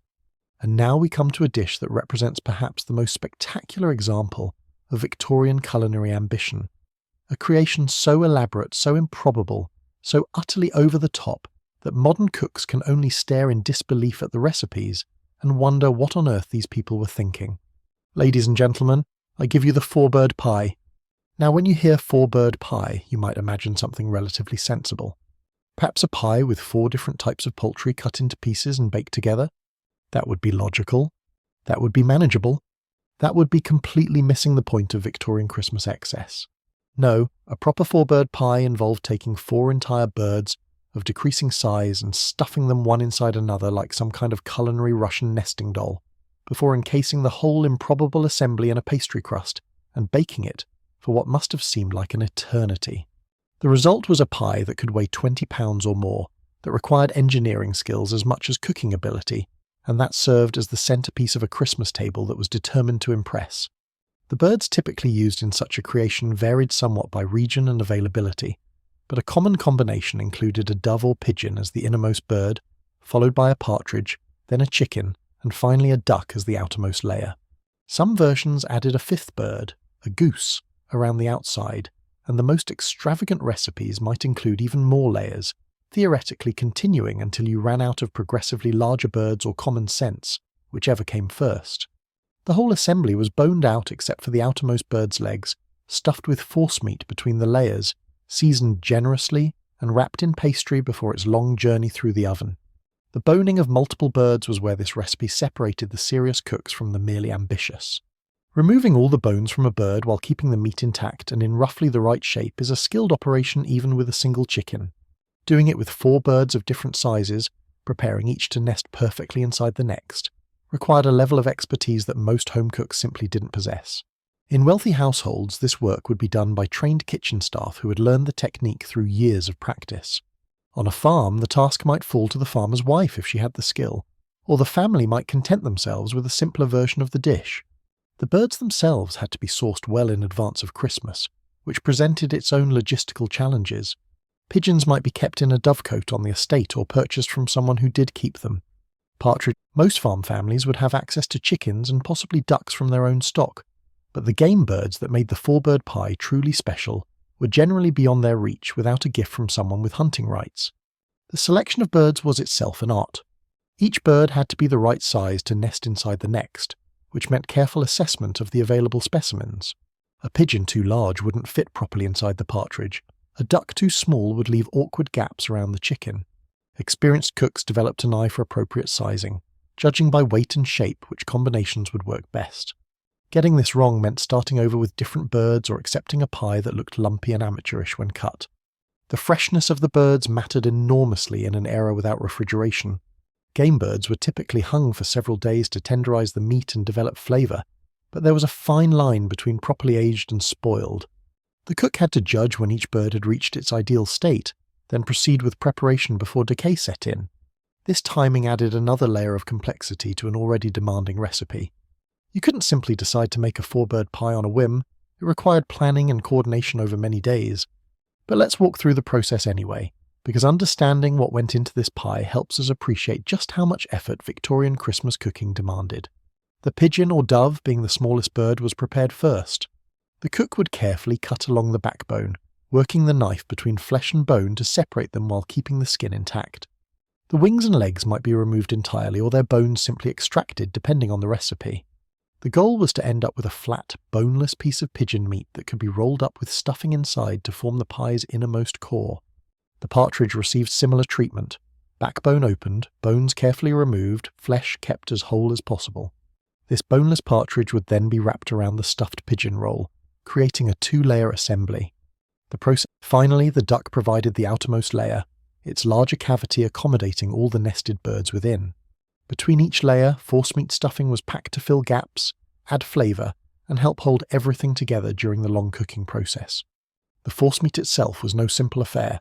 Victorian recipes called for finely minced meat, often pork or veal, mixed with suet, breadcrumbs, herbs, and spices. Some versions included chopped nuts, dried fruits, or other enrichments. The forcemeat had to be seasoned assertively, since it needed to flavour not just itself but the multiple layers of bird meat surrounding it. Getting the seasoning right required experience and judgment. There were no second chances once the pie went into the oven. Once all the birds were nested and stuffed, the entire assembly had to be trussed into a manageable shape. This typically meant forming it into a rough cylinder or oval, tying it securely with kitchen string to prevent it from falling apart during cooking. The trussed bird assembly was then wrapped in pastry, usually a sturdy hot water crust that could stand up to hours of baking without collapsing. The pastry shell was crimped closed, decorated with pastry leaves or other ornamental elements, and fitted with a small hole in the top to allow steam to escape. The baking of such a pie was a serious undertaking. Given the size and density of the thing, it needed to cook for many hours at a moderate temperature to ensure that the innermost layers reached safe temperatures without burning the outer crust. A 20-pound four-bird pie might spend 6 to 8 hours in the oven, requiring someone to monitor the fire and adjust the heat throughout. The smell emanating from the kitchen during this marathon baking session must have been simultaneously tantalizing and maddening to hungry household members. Here's where the serving tradition gets interesting, and perhaps a bit unexpected for those accustomed to eating hot, freshly cooked meat. The four-bird pie was typically served cold. Yes, cold. After all those hours of preparation and baking, the pie was allowed to cool completely, then chilled until the meat set firmly and the fat congealed into a rich, flavourful mass. When finally cut, the pie revealed its remarkable cross-section. Concentric rings of different meats, separated by layers of stuffing, all encased in that sturdy pastry shell. Each slice contained a sample of every bird, every layer of forcemeat, creating a complex eating experience that varied with every bite. Serving the pie cold wasn't just an aesthetic choice, it was practical in an era before reliable refrigeration. A cold pie could be kept for several days in a cool pantry, brought out for successive meals or offered to visitors who stopped by during the Christmas season. The fat and jelly that formed around the meat helped preserve it, creating a kind of natural seal against spoilage. A well-made four-bird pie could feed a household for multiple meals, its impressive presence on the sideboard announcing the family's Christmas prosperity to everyone who entered the dining room. The origins of such elaborate nested bird dishes are somewhat obscure, but the general concept of stuffing one bird inside another has ancient roots. Medieval cooks were known for their love of spectacular culinary constructions, the more improbable the better, and the idea of Russian doll birds would have appealed to their sense of theatrical presentation. By the Victorian era, these elaborate pies had become associated specifically with Christmas, when ordinary culinary restraint was temporarily suspended in favour of maximum festive impact. For most ordinary farm families, of course, a full four-bird pie was well beyond their means and abilities. The birds alone represented significant value. Pigeons and partridges weren't just available at the local market, and even chickens and ducks were valuable animals not casually sacrificed for a single meal.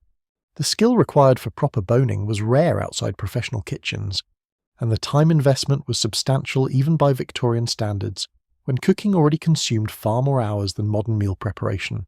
Simpler versions of the nested bird concept existed for those who couldn't manage the full four-bird extravaganza. A two-bird pie, perhaps just a chicken stuffed with something smaller, was more achievable for ordinary households while still providing that sense of festive elaboration. Some families made do with a standard meat pie, enriched with as many good ingredients as they could afford but without the theatrical nesting construction. The important thing was to have something special on the Christmas table, something that marked the occasion as different from ordinary days. The specific form mattered less than the intention behind it. The cold serving of the four-bird pie had practical advantages beyond simple preservation.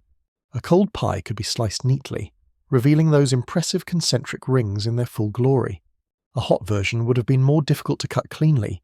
The melted fat and softened meat would have collapsed and blurred the visual effect. The Victorian love of presentation, of making food that looked as impressive as it tasted, favoured the cold approach. And honestly, after spending days preparing the thing, the cook probably appreciated not having to coordinate its final heating with all the other Christmas Day cooking demands. The accompaniments served with the four-bird pie varied by household preference and regional tradition. Some served it with nothing more elaborate than a simple salad or pickle. The pie was so rich and flavourful that it didn't need much support. Others preferred to serve it alongside other cold meats as part of a substantial cold collation. where the pie was just one element of an impressive spread. Mustard was a common condiment, its sharpness cutting through the richness of the multiple meats and forcemeat layers. Bread or rolls might accompany the pie for those who wanted to stretch their portions or sop up any remaining juices. This is where the relationship between the farm family and the local landowner became particularly significant.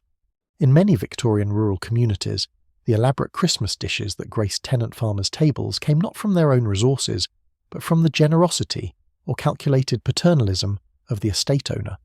The Christmas hamper from the big house might include not just basic provisions, but genuine luxuries: game birds from the estate's lands, fine wines or spirits, imported delicacies that no ordinary farmer could afford. And sometimes the gift might be a ready-made 4-bird pie, prepared in the estate's well-staffed kitchen and delivered to favoured tenants as a mark of special consideration. This practice fitted neatly into the Victorian system of charity and obligation we discussed earlier. The landlord demonstrated his benevolence, the tenant received a concrete reminder of who controlled his fate, and both parties participated in a social ritual that reinforced the existing order while providing genuine material benefit to the receiving family.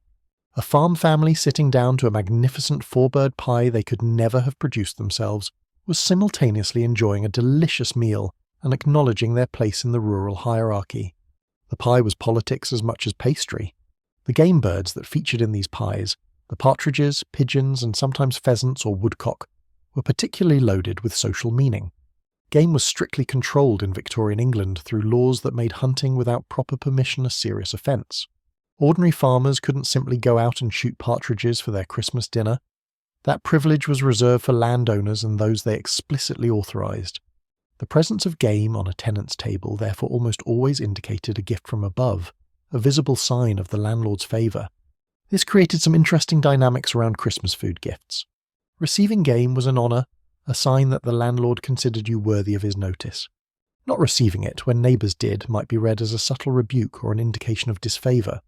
Tenants who hoped to remain in their landlord's good graces would be appropriately grateful for such gifts, perhaps sending a note of thanks or making sure their appreciation was known through appropriate channels. The Christmas pie, in other words, came with social obligations attached, invisible but very real strings connecting giver and recipient in a web of expectation and dependence. Beyond the grand 4-bird pie, Victorian Christmas tables featured an array of other meat dishes that would seem excessive by modern standards. A proper Christmas dinner might include not just one or two but several different roasted meats. Beef, pork, mutton, goose, turkey, and various game birds might all appear at a single meal.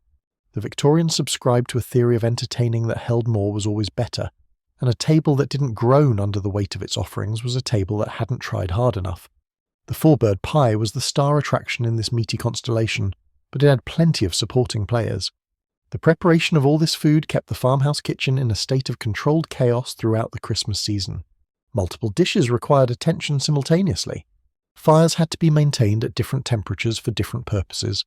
Ingredients had to be marshalled and prepared according to complex schedules.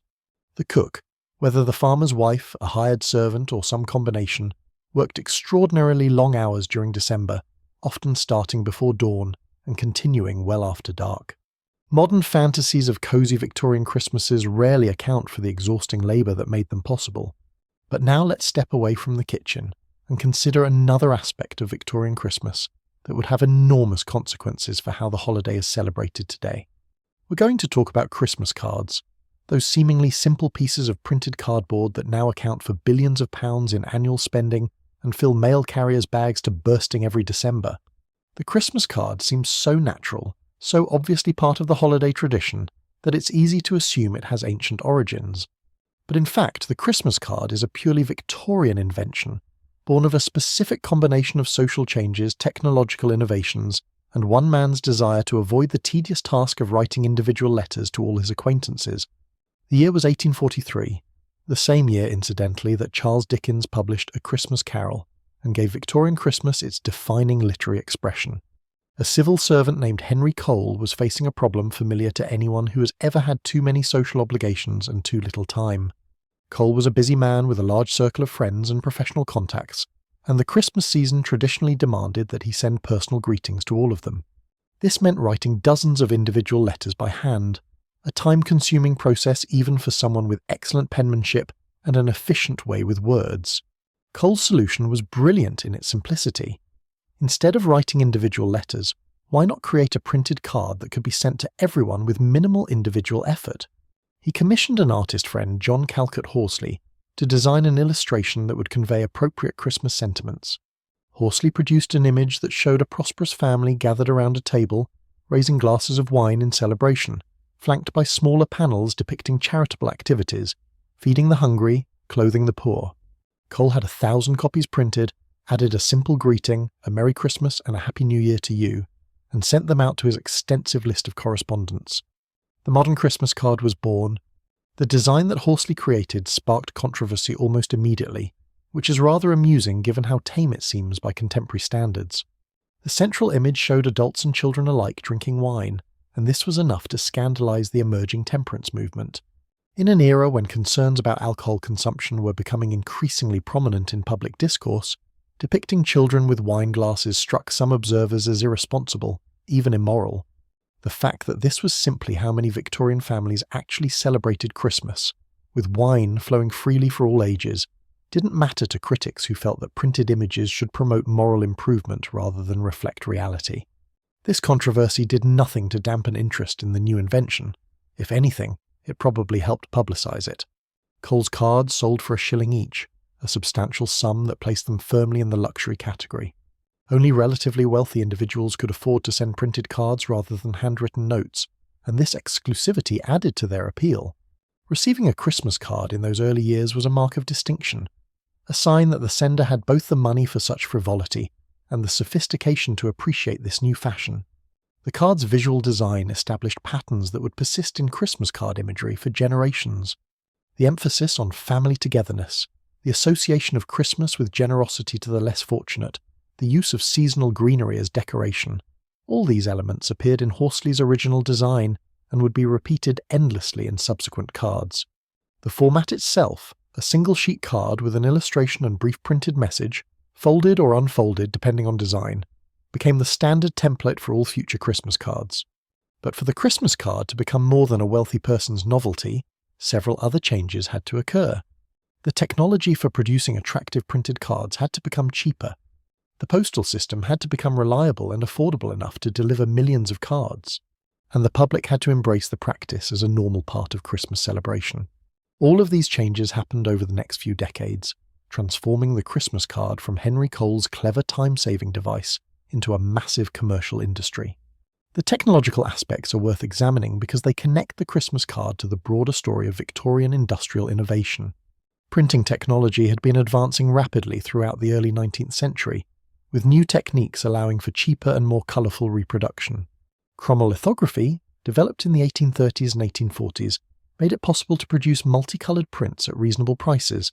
As these techniques improved and became more widely available, the cost of producing attractive Christmas cards dropped significantly, bringing them within reach of middle-class budgets. The postal system underwent equally dramatic changes during this period.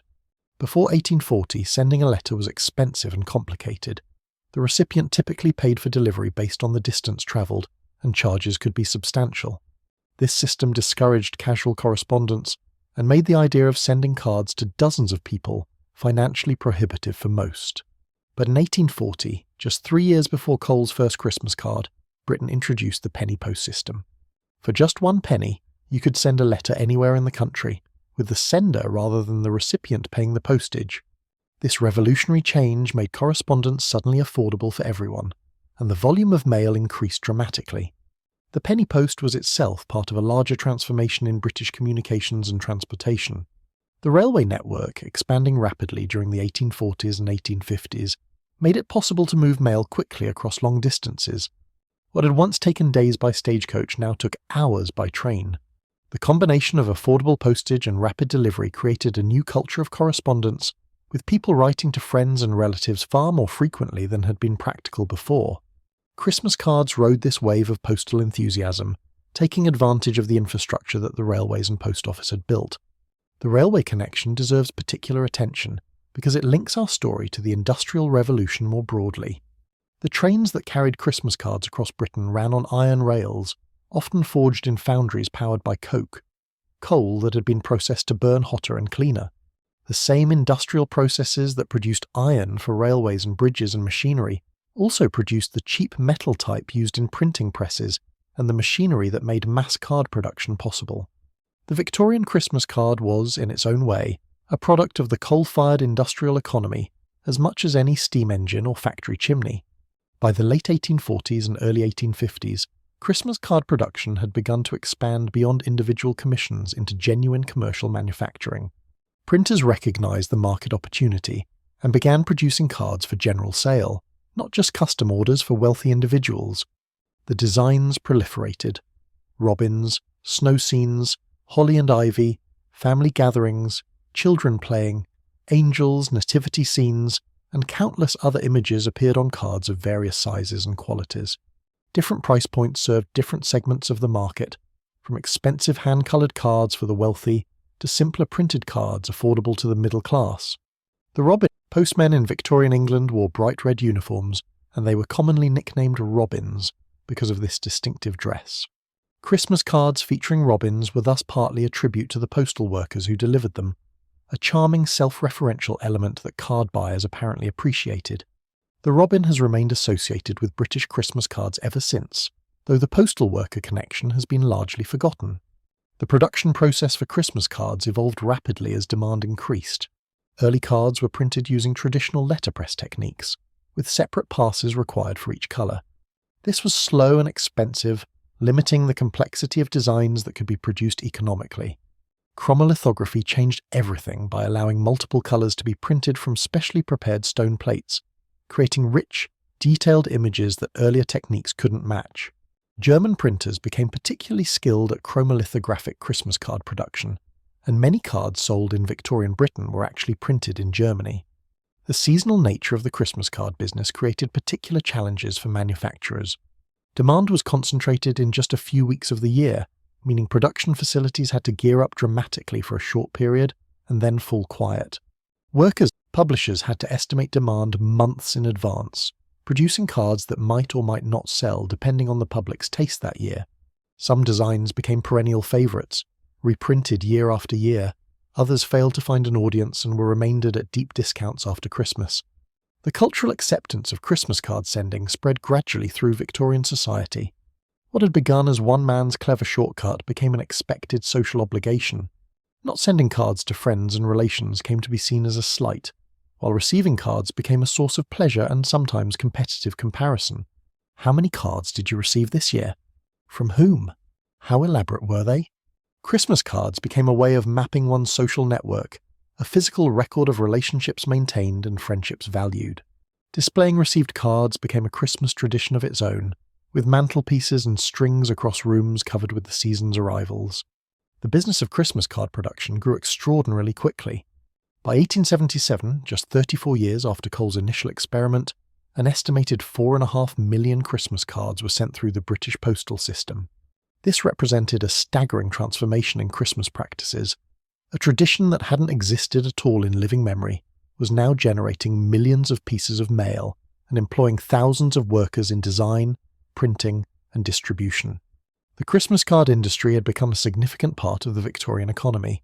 The designs evolved and diversified as the industry matured. Early cards had focused primarily on Christmas themes, family gatherings, holiday foods, winter scenes, religious imagery. But Victorian card designers proved remarkably creative, and soon cards appeared featuring subjects that had only tenuous connections to Christmas: flowers, birds, landscapes, children with puppies, comic scenes, and various artistic styles from pre-Raphaelite Romanticism to Japanese-influenced aesthetics. Some of these designs seem odd by modern standards. Why would you send someone a Christmas card featuring a frog playing a banjo? But Victorian consumers apparently had broad tastes. The production of Christmas cards became increasingly sophisticated over time. Better printing techniques allowed for finer detail and more accurate colour reproduction. Some cards featured embossing, where parts of the design were raised above the surface for added texture. Die cutting allowed for cards in unusual shapes: crosses, stars, bells, angels with spread wings. The most expensive cards might include actual silk ribbons, dried flowers, or other three-dimensional elements that made them as much small artworks as simple greetings. These elaborate productions were treasured by recipients and sometimes preserved in scrapbooks alongside other mementos. The messages inside the cards evolved too. Early cards often had minimal text, just a brief Merry Christmas or similar sentiment. But as the market developed, cards began featuring longer poems, religious verses, or humorous rhymes. Some cards came with blank spaces for personal messages, others were completely pre-printed, requiring only a signature. The tension between efficiency and personalization, the same tension that had motivated Cole's original invention, played out in these varying approaches to Christmas card content. The Christmas card phenomenon also intersected with Victorian social anxieties in interesting ways. Cards provided a way to maintain social connections across distance, at a time when people were increasingly mobile and families were often scattered. The industrial economy drew workers to cities far from their rural birthplaces. Emigration took British subjects to colonies around the world. Christmas cards helped bridge these distances, providing an annual reminder of connections that might otherwise fade. In this sense, the Christmas card was a response to the social disruption caused by the same industrial processes that made its production possible. The timing of the Christmas card's invention, 1843, places it at a crucial moment in the development of what we might call the modern Christmas. This was the year of A Christmas Carol, as mentioned, but it was also part of a broader period when Victorian culture was actively reinventing Christmas traditions. The Christmas tree, popularised by Prince Albert, became fashionable in the 1840s. Christmas crackers were invented in 1847. The first major Christmas songs emerged around this time. The Victorians were, in a very real sense, creating Christmas as we know it, and the Christmas card was an integral part of that creation. For our cards might arrive from relatives in distant towns, from friends who had moved away, from family members who had emigrated to America or Australia, or other far-flung parts of the British Empire. Each card represented a maintained connection, a relationship that had survived distance and time. Reading the messages, examining the designs, comparing this year's cards to previous years, these were part of the Christmas experience, moments of pleasure amid the hard work of holiday preparation. The farm family might also send cards of their own, though probably fewer and less elaborate than wealthier households might manage. A carefully chosen card to a particularly valued friend or relative, perhaps with a personal note added inside, was a meaningful gesture that strengthened social bonds. The penny postage made such correspondence affordable even for families of modest means, democratizing a practice that had begun as a luxury. The relationship between Christmas cards and the other preparations we've discussed, the food, the gifts, the charitable activities, was one of mutual reinforcement. Cards reminded people that Christmas was coming, encouraging them to begin their own preparations. The cards themselves often depicted idealized Christmas scenes, roaring fires, groaning tables, happy families, that set expectations for how the holiday should be celebrated. In this way, the Christmas card industry both reflected and shaped Victorian Christmas culture, creating a feedback loop that intensified the holiday's cultural significance. The special Christmas postmarks, extended hours, additional staff, all the elements of what we would now call holiday operations began to develop during the Victorian era.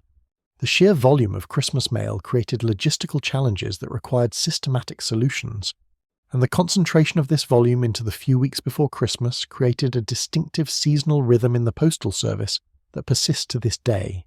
The etiquette of Christmas card sending developed alongside the practice itself. When should cards be sent? Who should receive them? What kind of card was appropriate for different relationships? These questions had no established answers in the early years, but gradually social conventions emerged. Cards should be sent early enough to arrive before Christmas, but not so early as to seem overeager. Everyone who sent you a card should receive one in return, which meant keeping careful track of arrivals and making last-minute trips to the stationer for additional cards. The hierarchy of your social circle could be reflected in the quality of cards sent. Expensive, elaborate cards for important connections, simpler ones for more casual acquaintances. Children particularly loved receiving Christmas cards, and some publishers began producing cards specifically aimed at young recipients. These might feature toys, games, animals, or other subjects of childish interest, sometimes with movable parts or pop-up elements that added an interactive dimension. The elaborate Victorian passion for novelty found full expression in these children's cards, which pushed the boundaries of what a flat piece of paper could do. Some cards had wheels that turned to show different scenes, others had tabs that moved figures around, still others incorporated small toys or games into the card itself. The written messages in Christmas cards range from the perfunctory to the deeply personal. A card to a casual acquaintance might bear nothing more than a signature. The pre-printed message did all the work. But a card to a close friend or beloved relative might include a lengthy personal note, turning the card into a vehicle for genuine communication. Some people composed their own verses to add to cards, personalizing the sentiment beyond what any mass-produced greeting could achieve.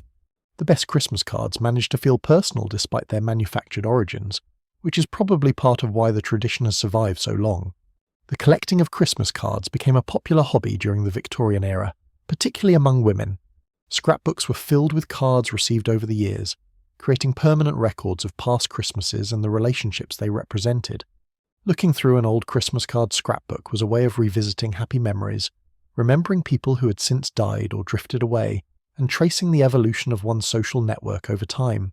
Some of these Victorian scrapbooks survive in archives and antique shops, offering glimpses into the Christmas lives of families long gone.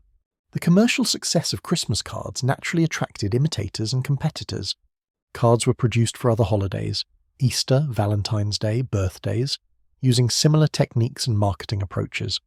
But Christmas remained the dominant market, both because of the holiday's cultural importance and because the season's emphasis on maintaining social connections made card sending particularly appropriate. The Christmas card had found its natural habitat and showed no signs of leaving. The relationship between Christmas cards and advertising also developed during the Victorian period. Businesses discovered that sending cards to customers was an effective way of maintaining goodwill and keeping their name visible. These commercial cards might feature the company's products alongside traditional Christmas imagery, blurring the line between greeting and advertisement. Some people appreciated receiving these commercial cards, others found them tacky intrusions into what should be a personal tradition. The debate sounds remarkably similar to modern discussions about sponsored content and corporate social media presence. Looking at the four-bird pie and the Christmas card together, we can see two very different aspects of Victorian Christmas innovation. The pie represented tradition extended to extremes, taking the ancient practice of festive eating and elaborating it into something spectacularly excessive. The card represented something genuinely new, a fresh invention that took advantage of industrial technology and postal reform to create an entirely novel Christmas practice. Together, they illustrate the Victorian approach to Christmas. Honour the past while embracing the new, spare no effort in celebration, and make the holiday as impressive as resources and ingenuity allow. Both the pie and the card also illustrate the Victorian enthusiasm for display. The four-bird pie, when cut, revealed its nested layers to the admiration of diners. The Christmas cards, when received, were displayed proudly for visitors to see. Victorian Christmas was not a private affair, but a social performance, with families demonstrating their prosperity, taste, and festive spirit to everyone who entered their homes. The cards on the mantel and the pie on the sideboard were both ways of saying, "Look at us. We know how to do Christmas properly." This performative aspect of Victorian Christmas might seem strange or even troubling to modern sensibilities that value authenticity over display. But there's something to be said for taking the holiday seriously, for investing real effort into making Christmas special. The farm wife who spent hours preparing a four-bird pie, or even a simpler version of the concept, was creating something memorable for her family. The person who carefully selected and sent Christmas cards was maintaining relationships across distance and time. These weren't empty gestures, but meaningful investments in the social fabric of Victorian life. As the Christmas season approached its climax, both pies and cards had their roles to play. The four-bird pie would emerge from its cool storage to grace the Christmas table, its elaborate construction finally revealed to appreciative diners. The cards would continue arriving right up until Christmas Eve, each one examined and added to the growing display. Together with the maturing pudding, the blacksmith's handmade gifts, and all the other preparations we've discussed, they created a Christmas that was genuinely special, earned through hard work, celebrated with enthusiasm, and remembered fondly in years to come. The Industrial Revolution was transforming Britain in countless ways, not all of them comfortable or welcome. But in the Christmas card we see one small benefit of all that upheaval: a new way to maintain human connections in a world that was becoming larger and more complex. And in the four-bird pie, we see the Victorian determination to keep older traditions alive even as everything else changed, to celebrate abundance even as industrial capitalism created both great wealth and desperate poverty. Christmas, then as now, contained multitudes. The contrast between old and new that these two Christmas elements represent tells us something important about how cultures handle change. The Victorians weren't simply abandoning their past in favour of industrial modernity, nor were they stubbornly refusing to acknowledge new possibilities. Instead, they were doing something more interesting and more human, taking what they valued from tradition, embracing innovations that seemed useful or appealing, and weaving both together into new patterns of celebration. The four-bird pie connected them to centuries of festive eating. The Christmas card pointed toward a future of mass communication and commercial culture. Both found places at the Victorian Christmas table. This selective approach to tradition and innovation continues to shape how we celebrate Christmas today. We keep some Victorian inventions, the Christmas card, the tree, the turkey dinner, while others have faded from common practice. We've added new elements unknown to the Victorians: electric lights, commercial advertising, air travel to visit distant relatives. Each generation makes its own Christmas, drawing on the past while responding to the present. The Victorians were doing exactly the same thing, which is perhaps why their version of Christmas feels both familiar and strange to us. They were in the middle of the process we're still continuing. As the pie cooled in the larder and the cards accumulated on the mantelpiece, the Victorian farm household could feel the approach of Christmas in every aspect of daily life. The preparations that had begun months ago were nearing their completion. The pudding matured. The blacksmith finished his last orders. The decorations waited to be hung, and somewhere in the postal system, cards bearing seasonal greetings were making their way through the network of trains and post offices that connected the nation. Christmas was almost here, and the farm was ready, or as ready as it would ever be, to celebrate. We've talked about Christmas cards travelling through the postal system, about four-bird pies resting in cool larders, about blacksmiths hammering out gifts in village forges. But now it's time to zoom out and consider the larger forces that made Victorian Christmas possible. The Industrial Revolution that transformed Britain from an agricultural society into the world's first industrial superpower. Because here's the thing, you can't understand Victorian Christmas without understanding Victorian industry. The two are more closely connected than you might imagine, bound together by iron rails, burning coke, and the improbable magic of mass communication. Let's start with something that might seem completely unrelated to Christmas: Coke. Not the beverage. That wouldn't be invented until 1886, and besides, we're talking about fuel here. Coke is what you get when you heat coal in a low-oxygen environment, driving off the volatile components and leaving behind a purer form of carbon. It burns hotter than raw coal, produces less smoke, and was absolutely essential to the Industrial Revolution that reshaped Britain in the 18th and 19th centuries. Without Coke, there would have been no cheap iron. Without cheap iron, there would have been no railways. Without railways, there would have been no efficient postal system. And without an efficient postal system, there would have been no Christmas cards sent by the millions, no hampers of food delivered across the country, no easy connection between scattered families during the holiday season. The connection between Coke and Christmas might seem like a stretch, so let me explain in more detail. Before Coke became widely available, iron was produced using charcoal, wood that had been converted to carbon through a process similar to Coke production. But charcoal production required enormous amounts of timber, and by the early 18th century Britain was running out of trees. The forests that had once covered much of the island had been cut down for fuel, for shipbuilding, for construction, and iron production was becoming increasingly difficult and expensive. Something had to change, or Britain's iron industry would simply collapse. The solution came from a family of ironmasters named Darby, working at Coalbrookdale in Shropshire. Abraham Darby, the first of several generations to bear that name, developed a method for using coke instead of charcoal in iron smelting during the early 1700s. This was a genuine breakthrough, because it freed iron production from dependence on increasingly scarce timber. Britain had the bottleneck on iron production was suddenly removed. The implications of this change took decades to fully unfold, but by the Victorian era they were unmistakable. Britain was producing iron and steel in quantities that earlier generations could never have imagined. This metal went into everything: machines, tools, buildings, bridges, ships, and perhaps most importantly for our story, railways.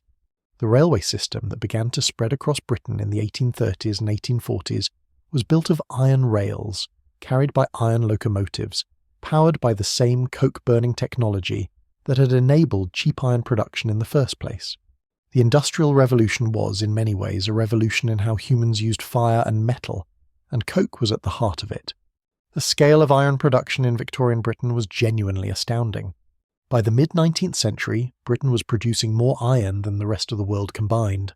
Ironworks in Wales, the Midlands, and Scotland belched smoke and flame around the clock, their furnaces fed by the endless supply of coke made from British coal.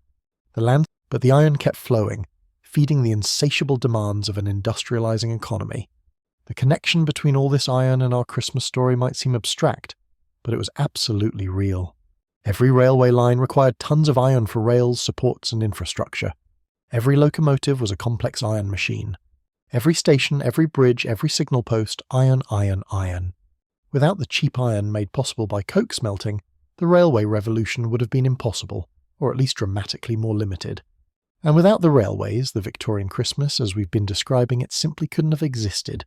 Consider what the railways made possible. Fresh foods could be transported quickly across long distances, expanding what was available for Christmas dinners. Manufactured goods could reach shops in remote towns, bringing commercial Christmas decorations and gifts to places that would otherwise have had limited access. People could travel to visit family, creating the expectation of Christmas reunions that became central to the holiday's meaning. And mail could move with unprecedented speed and volume, enabling the Christmas card phenomenon that we discussed earlier. The Iron Horse, as the locomotive was sometimes called, was carrying Christmas across Britain. The railways transformed British life in ways that are difficult to overstate. Before the railway age, travel was slow, expensive, and uncomfortable. A journey that now takes a couple of hours by train might have required days by stagecoach, with frequent stops for fresh horses, overnight stays at inns, and the ever-present risk of accidents or highway robbery. The cost of such travel put it beyond the reach of ordinary people. Most Britons lived and died within a few miles of their birthplace, knowing little of the world beyond their immediate locality. The railways changed all of this, making travel faster, cheaper, and safer than it had ever been before. For Christmas, the implications were profound. Families that had been separated by distance could now reunite for the holidays with relative ease. A son who had moved to a distant city for work could return home to his parents' farm for Christmas dinner. Relatives scattered across the country could gather in ways that would have been practically impossible a generation earlier. The Victorian emphasis on family Christmas, the gatherings around the tree, the shared meals, the exchange of gifts, was made possible in part by the railways that allowed people to actually be together during the holiday season. The postal system rode the railways to new heights of efficiency and reach. Before the railway age, mail was transported by horse and coach, which limited both speed and volume. A letter sent from London to Edinburgh might take days to arrive. A letter to more remote locations could take a week or more. The railways cut these times dramatically, with mail trains racing across the country overnight. By the mid-Victorian period, you could post a letter in the morning and have it delivered hundreds of miles away by the next day. This speed and reliability transformed how people communicated. The famous penny post reform of 1840, which we mentioned in connection with Christmas cards, worked hand in hand with the railway system. The new flat-rate postage made sending letters affordable for everyone. The railways made delivery fast and reliable. Together, these changes created a new culture of correspondence. People who had never written letters before began to do so. Businesses relied on postal communication for orders, invoices, and payments. Newspapers and magazines reached subscribers across the country. And at Christmas, cards and greetings flooded the system in quantities that would have been unimaginable just a few decades earlier. The economics of the penny post deserve a moment's attention, because they illustrate how infrastructure changes can reshape social behaviour. Before the reform, postage was expensive and typically paid by the recipient rather than the sender. This created awkward situations where someone might refuse to accept a letter rather than pay the charge, especially if they suspected the letter contained bad news or unwanted obligations. The sender had little control over whether their communication would actually be received. The 1840 reform fixed both problems. Postage became cheap enough that almost anyone could afford it, and prepayment by the sender meant recipients had no reason to refuse delivery. The price of a half a penny became particularly significant for Christmas cards. The regular penny rate applied to letters, but postcards and cards sent in unsealed envelopes could be mailed for just half that amount. This half-penny rate made Christmas card sending genuinely affordable for the working class, not just the middle and upper classes who had initially embraced the practice. A family with very limited means could still send a few cards to their most important relatives and friends, participating in the new tradition even if they couldn't afford the elaborate cards that wealthier families exchanged. The volume of Christmas mail grew explosively as these various factors came together. The post office had to develop new systems for handling the seasonal surge, hiring temporary workers, extending hours, and deploying special sorting procedures. The sight of overflowing mail sacks became a Christmas tradition in itself, a visible sign of all the goodwill flowing through the system. Newspapers reported on the Christmas post as a matter of public interest, noting how many millions of items had passed through the system and marvelling at the logistical achievement. The railway mail cars were marvels of Victorian organisation. Special carriages were fitted out as mobile post offices, with sorting facilities that allowed postal workers to organise mail while the train was in motion. Letters and cards posted in London in the evening could be sorted on the overnight train and delivered in distant cities the next morning. This combination of rail speed and postal efficiency was genuinely revolutionary, creating communication possibilities that had simply not existed before. A farmer in rural Yorkshire could correspond with relatives in Cornwall with relative ease, something that would have been impractical if not impossible for his grandparents. The Christmas rush put these systems to their ultimate test. The volume of mail increased many times over during December, creating bottlenecks that the post office struggled to manage. Temporary sorting facilities were set up. Additional mail trains were scheduled. Workers put in extraordinarily long hours to process the flood of cards and letters. Despite these efforts, some Christmas mail inevitably arrived late, causing disappointment for senders and recipients alike. The post office issued increasingly urgent pleas for people to post early, establishing a tradition of Christmas postal warnings that continues to this day. The halfpenny rate that made Christmas cards accessible to working-class families was part of a broader postal revolution in affordability. Before the 1840 reforms, sending a letter might cost sixpence or more, depending on distance, a significant sum when a labourer might earn only a shilling or two per day. The penny post cut this cost dramatically, and the subsequent introduction of the halfpenny rate for postcards and unsealed cards reduced it further. For the first time in history, long-distance communication became genuinely democratic. Anyone with a halfpenny to spare could send a Christmas greeting across the entire country. The social implications of this democratized communication were profound. Working-class families scattered by industrial migration could maintain connections that would otherwise have faded. Servants working far from home could write to their parents. Soldiers, the isolation that had characterized rural life for centuries was being eroded by cheap, reliable postal service. Christmas, with its emphasis on family connections, became a focal point for this new culture of correspondence, as people who might not write at any other time of year made the effort to send holiday greetings. But the connection between industry and Christmas wasn't just about transportation and communication. The Industrial Revolution also transformed the production of goods, including the decorations and ornaments that adorned Victorian homes during the holiday season. This is where our story takes an unexpected turn into the world of chemistry, biology, and frankly, some substances you probably don't want to think about too carefully while eating. We're going to talk about dyes, the natural dyes that gave Victorian Christmas decorations their brilliant colours, created through processes that modern sensibilities would find somewhere between fascinating and appalling. The Victorians loved colour. After centuries of relatively dull interiors, brown wood, grey stone, undyed fabrics, the 19th century saw an explosion of brilliant hues in clothing, furnishings and decorations. This was partly due to the development of synthetic dyes later in the century, but during the early and mid-Victorian period, most colours still came from natural sources, and creating those colours was a craft unto itself, requiring specialised knowledge, specific materials, and in some cases, ingredients that would make a modern health inspector faint on the spot. Christmas decorations in a Victorian farmhouse might include ribbons, fabric trimmings, paper ornaments, and various other colourful elements that brightened the winter gloom. These items had to be either purchased ready-made or created at home using dyed materials. Many farm households preferred the homemade approach, both because it was cheaper and because the results felt more personal and meaningful. This meant that someone in the household, typically a woman, needed to know how to dye fabrics and other materials to achieve the desired festive colours. The primary Christmas colours were, as they remain today, red and green, with additions of gold, yellow, blue and white for variety. Each of these colours required different dye sources and different processes. Let's start with yellow, which was one of the easier colours to achieve using natural materials. The plant most commonly used for yellow dye was weld, also known as dyer's rocket, a tall plant with small yellow flowers that grew wild across Europe and was also cultivated specifically for dye production. Weld dyeing involved harvesting the plant, ideally when it was flowering, as this was when the yellow pigment was most concentrated, and then processing it to extract the colour. The plant material would be chopped up and simmered in water for hours, gradually releasing its pigments into the liquid. The resulting dye bath would then be used to colour fabric, yarn, or other materials.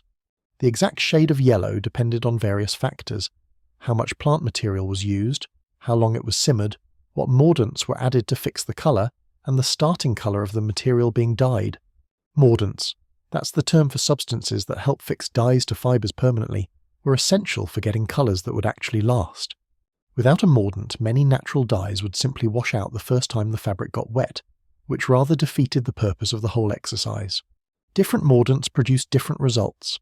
Alum was common and produced bright, clear colours, while iron darkened and saddened the hue. Selecting the right mordant for the desired effect was part of the dyer's art.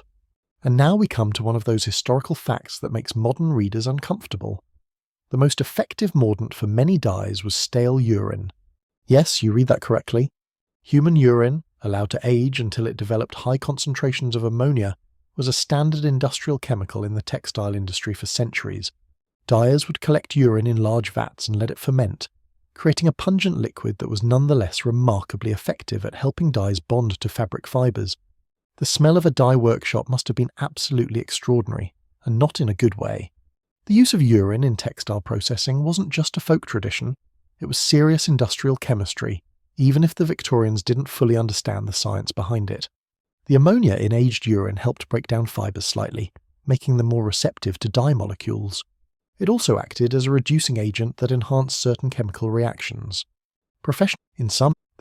Public urinals in some cities were maintained specifically to collect the valuable liquid, which was then sold to dyers and other industrial users. The fuller's trade, professionals who cleaned and processed woolen cloth, also relied heavily on urine for their work. A steady supply of the stuff was essential for keeping these industries running, and various arrangements ensured that supply met demand. It's one of those aspects of pre-industrial and early industrial life that we prefer to gloss over, but it was absolutely real and absolutely necessary. For a farmhouse attempting Christmas decoration dyeing, the urine mordant situation was somewhat more manageable than it might sound. The farm already produced plenty of the necessary raw material, thanks to the resident humans and animals. A small amount could be collected and aged for household dyeing purposes without too much difficulty. The smell was certainly unpleasant, but Victorian noses were accustomed to much stronger odours than modern people typically encounter. Life before modern sanitation involved a lot of smells that we would find intolerable, and people simply learned to ignore them. The aging process for urine was important. Fresh urine didn't work nearly as well as material that had been allowed to ferment. The fermentation process converted urea into ammonia, which was the actually useful chemical compound. A week or two of aging was typically sufficient, though some dyers preferred longer fermentation for stronger effect. The container had to be loosely covered to allow air circulation while keeping out debris and excessive evaporation. Managing a urine vat was, like so many aspects of traditional crafts, a matter of accumulated practical knowledge that might seem strange or arbitrary to modern eyes, but actually had solid chemical reasons behind it. For a farmhouse attempting Christmas decoration dyeing, the urine mordant situation was somewhat more manageable than it might sound. The farm already produced plenty of the necessary raw material, thanks to the resident humans and animals. A small amount could be collected and aged for household dyeing purposes without too much difficulty. The smell was certainly unpleasant, but Victorian noses were accustomed to much stronger odours than modern people typically encounter. Life before modern sanitation involved a lot of smells that we would find intolerable, and people simply learned to ignore them. Red was the most important Christmas colour, and achieving a good red from natural dyes was considerably more challenging than yellow. The most prized red dye came from an unlikely source: insects. Specifically, cochineal insects, tiny creatures that live on cactus plants in Central and South America and produce a vivid red pigment called carminic acid as a defense mechanism. The Spanish had discovered cochineal when they conquered Mexico, and it quickly became one of the most valuable products of the colonial trade. By the Victorian era, cochineal was being imported to Britain in large quantities, where it was used to dye everything from military uniforms to Christmas ribbons. The cochineal dyeing process began with the dried insects themselves, which had been harvested, killed and dried in their country of origin before being shipped across the Atlantic. These desiccated bugs, they looked like small greyish-red pellets, were ground into a fine powder, which was then heated in water to extract the red pigment. The resulting dye bath could produce colours ranging from bright scarlet to deep crimson, depending on the concentration and the mordants used. Cochineal reds were famous for their intensity and permanence. Properly dyed cochineal fabrics could retain their colour for decades. The quantity of insects required to produce significant amounts of dye was staggering. It took approximately 70,000 cochineal insects to produce just 1 pound of dye. Let that number sink in for a moment. Every bright red ribbon, every scarlet fabric trim, every crimson decoration represented the deaths of thousands upon thousands of tiny bugs. The scale of cochineal production in Mexico and Central America was industrial, with vast cactus plantations maintained specifically to raise the insects for harvest. It was one of the major exports of the Spanish colonies, worth its weight in silver. The harvesting of cochineal was labour-intensive work, typically done by indigenous workers who had been doing it for centuries before the Spanish arrived. The insects had to be carefully scraped from the cactus pads, killed by various methods: heat, immersion in water or exposure to steam, and then dried for shipping. The dried insects could survive the long sea voyage to Europe without losing their dye potential, arriving in British ports ready for processing. The global trade in this humble insect connected Victorian Christmas decorations to colonial economies thousands of miles away. Cochineal had a fascinating property that affected how it was used in different applications. The colour it produced could be modified by changing the pH of the dye bath. Add something acidic and the red shifted toward orange. Add something alkaline and it shifted toward purple. This allowed skilled dyers to produce a range of shades from a single dye source, though getting exactly the right colour required experience and careful attention. The Christmas red that housewives wanted was a particular shade: bright, clear, festive, and achieving it consistently was part of the dyer's art. For a Victorian farmhouse, purchasing cochineal dye was an option, though not a cheap one. The imported insects commanded premium prices, and using them for something as relatively frivolous as Christmas decorations might seem extravagant. More economical alternatives existed, though they generally produced less brilliant reds. Madder root could give good reds and was grown in Europe. Certain lichens produced reddish-purple shades. Brazil, but for the blue presented its own challenges in the world of natural dyes. The most important blue dye was indigo, derived from plants of the Indigofera genus that grew in tropical climates, primarily India, hence the name, though the plants were also cultivated in other parts of Asia and in the Americas. Indigo dyeing was chemically complex, requiring the dyer to create conditions that would make the pigment soluble in water, allow it to penetrate fibres, and then oxidize back to its insoluble blue form once the fabric was removed from the dye bath. The traditional indigo vat was another olfactory adventure. The process required fermentation, which meant allowing biological processes to break down the plant material and transform the pigments into usable form. A working indigo vat contained a soup of decomposing organic matter that produced distinctive and powerful smells. Dyers became accustomed to these odours, they had to, but visitors to dye works often found the experience overwhelming. Combined with the urine used as a mordant, the atmosphere of a traditional dye workshop was not for the faint of nose. For Victorian Christmas decorations, blue was less central than red and green, but still appeared in various applications. Blue ribbons, blue paper, blue fabric elements might accent the predominantly red and green colour scheme.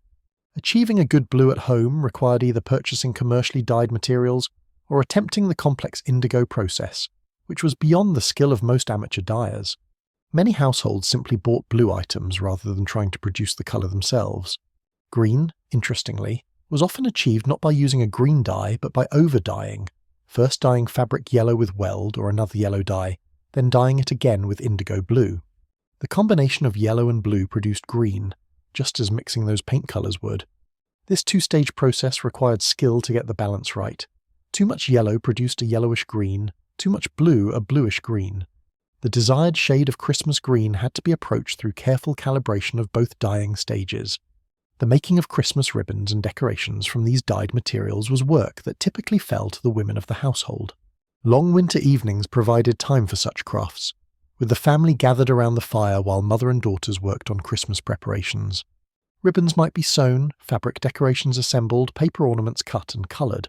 These handmade items had a significance beyond their mere appearance. They represented hours of loving labour invested in making Christmas special. The contrast between the beautiful finished products and the unpleasant processes that created them is one of those quirks of history that's worth pausing to appreciate. A Victorian child admiring the bright red ribbon on a Christmas decoration had no idea, and probably wouldn't have wanted to know, that the colour came from thousands of crushed insects and was fixed using aged human urine. The ribbon was simply beautiful, a spot of vibrant colour in the dim December light. The ugly industrial and chemical processes were invisible, hidden behind the pleasing final result. This disconnect between process and product was characteristic of the Victorian era more broadly. The Industrial Revolution created unprecedented abundance of goods, but it also created unprecedented ugliness in the factories, workshops, and processing facilities where those goods were made. People enjoyed the products while preferring not to think too hard about where they came from. The coal smoke that darkened city skies, the chemical stinks of industrial districts, the grinding poverty of factory workers. These were the hidden costs of the consumer abundance that Victorians increasingly took for granted. The Christmas season brought this contradiction into particularly sharp focus. The holiday celebrated abundance, generosity, and beauty, but the goods that enabled that celebration were produced through systems that were often anything but beautiful. The Christmas cards came from printing factories where workers toiled for long hours in poor conditions.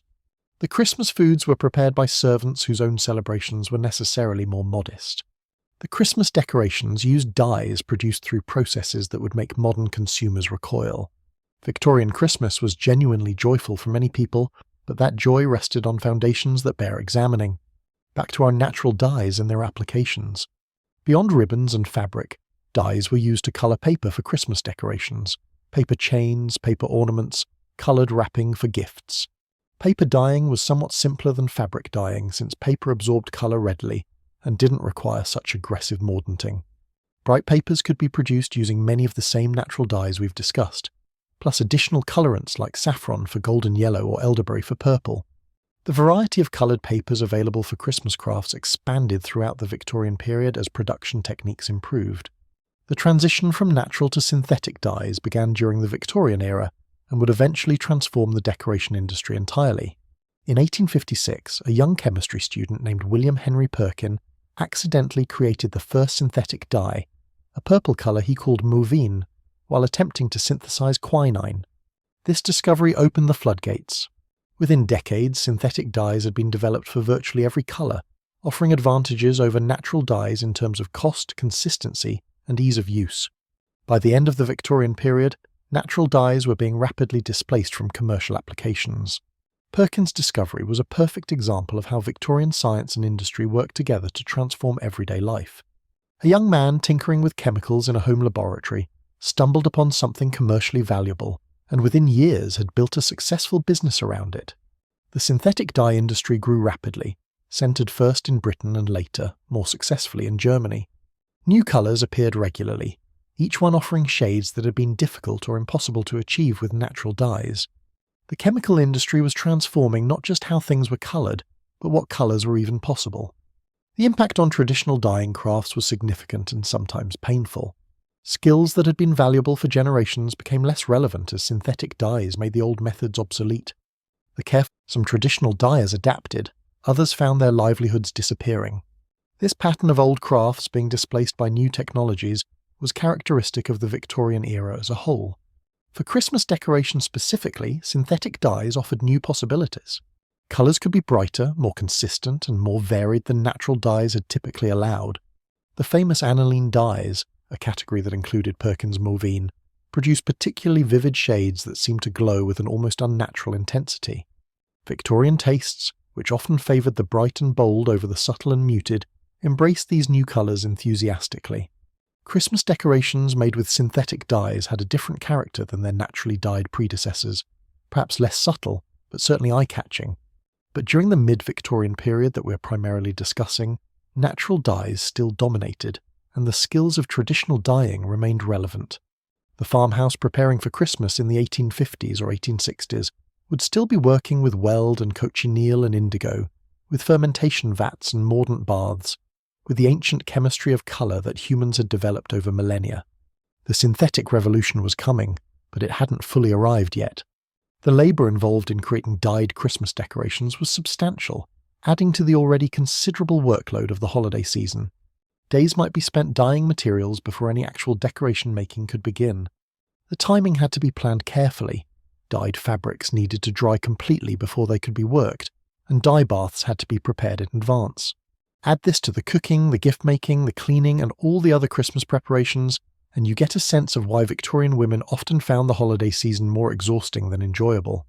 Yet the results could be genuinely beautiful. A Victorian parlour decorated for Christmas, with its bright ribbons, coloured papers, and carefully crafted ornaments, represented countless hours of skilled work.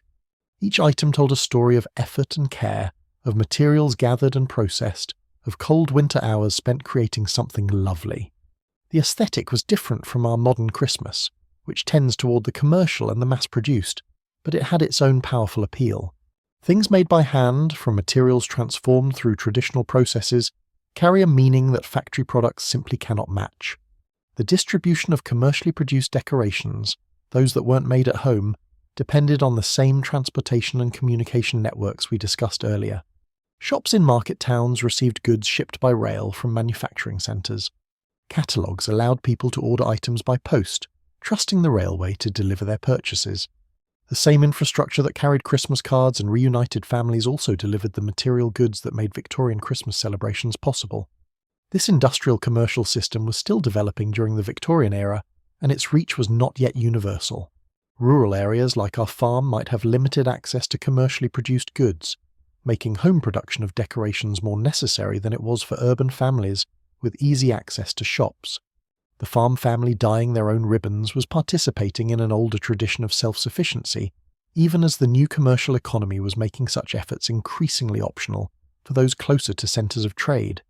The chemical knowledge required for successful dyeing was passed down through generations, though it was also increasingly documented in books and periodicals aimed at household readers. Magazines for women often included instructions for various craft projects, including dyeing, providing guidance for those who hadn't learned the techniques from their mothers or grandmothers.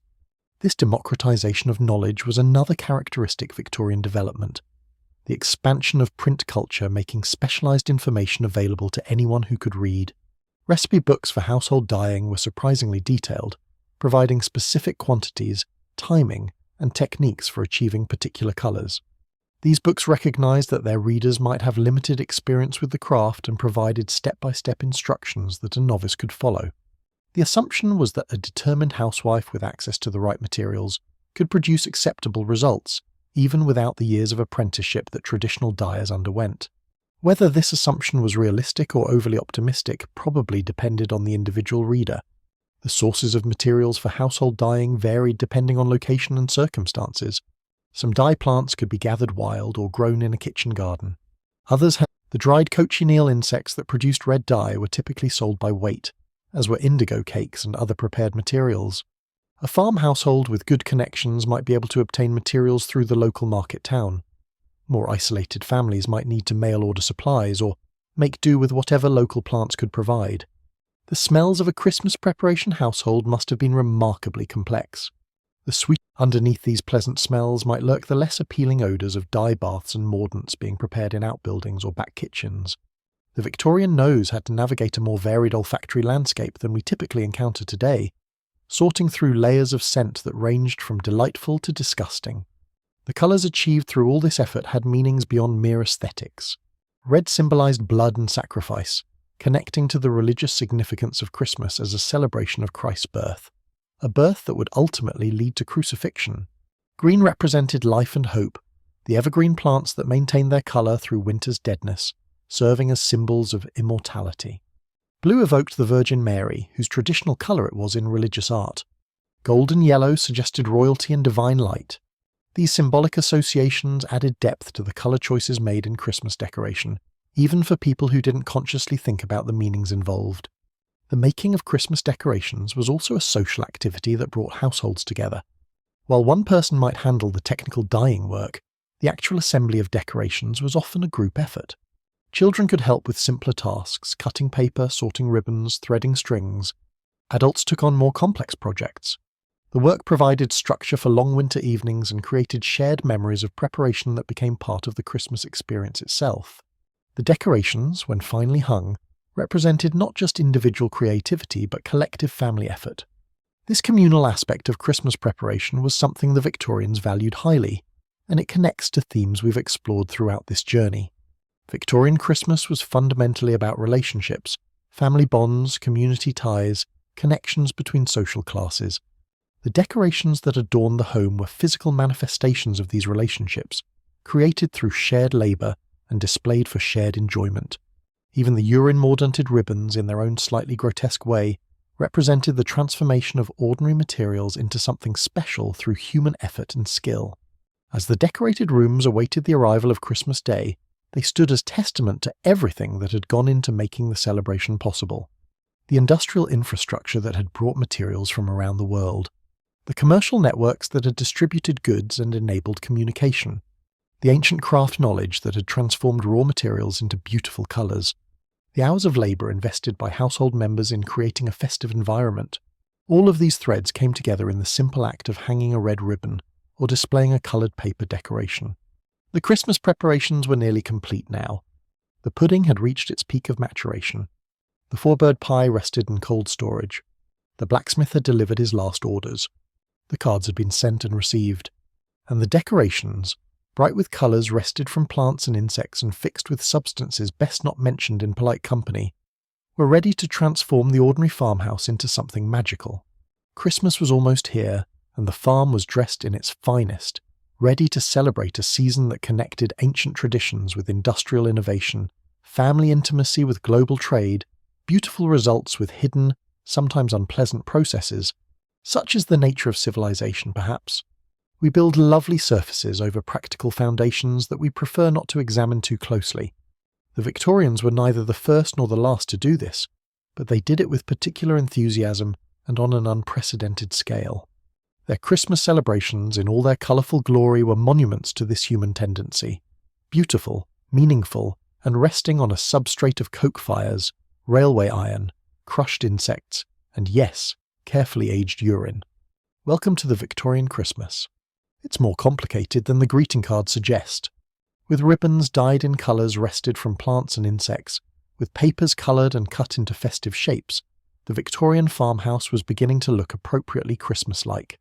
But we haven't yet discussed the single, most iconic symbol of Victorian Christmas, the one decoration that, more than any other, defines what the holiday looks like in our collective imagination. We're talking, of course, about the Christmas tree. That evergreen centrepiece, glittering with ornaments and crowned with a star or angel, has become so thoroughly associated with Christmas that it's difficult to imagine the holiday without one. And yet, for most of British history, Christmas trees were completely unknown. Their introduction to mainstream English culture is a Victorian story, and like so many Victorian Christmas traditions, it involves royalty, German influence, and a remarkable speed of cultural adoption. The Christmas tree tradition originated in Germany, where decorated evergreens had been part of winter celebrations for centuries. The exact origins are disputed. Various German towns claim to have had the first Christmas tree, and the historical evidence is murky. But by the 16th and 17th centuries, decorated trees were definitely established in German-speaking regions. The tradition spread gradually across Germany and into neighbouring countries, carried by merchants, migrants, and the general movement of cultural practices across borders. By the early 19th century, Christmas trees were common throughout Germany, but remained essentially unknown in Britain. The British royal family had Germanic connections that would prove crucial for the Christmas tree's introduction. King George III, who ruled from 1760 to 1820, had married Charlotte of Mecklenburg-Strelitz, a German princess who reportedly set up Christmas trees in the royal household. Queen Charlotte's trees were noted in contemporary accounts, but they didn't spark any widespread adoption of the practice among the British public. The tradition remained a royal peculiarity, something the foreign-born queen did to remind herself of home, not something ordinary Britons felt any desire to imitate. Everything changed with Prince Albert. When the young Queen Victoria married her German cousin Albert of Saxe-Coburg and Gotha in 1840, she acquired not just a husband, but also a walking encyclopedia of German Christmas traditions. Albert had grown up with Christmas trees as a normal part of the holiday season, and he naturally wanted to continue the practice in his new English home. The royal household began setting up Christmas trees each year, decorated in the German style with candles, sweets, and small gifts. The crucial moment came in 1848, when an illustration appeared in the Illustrated London News showing the royal family gathered around their Christmas tree at Windsor Castle.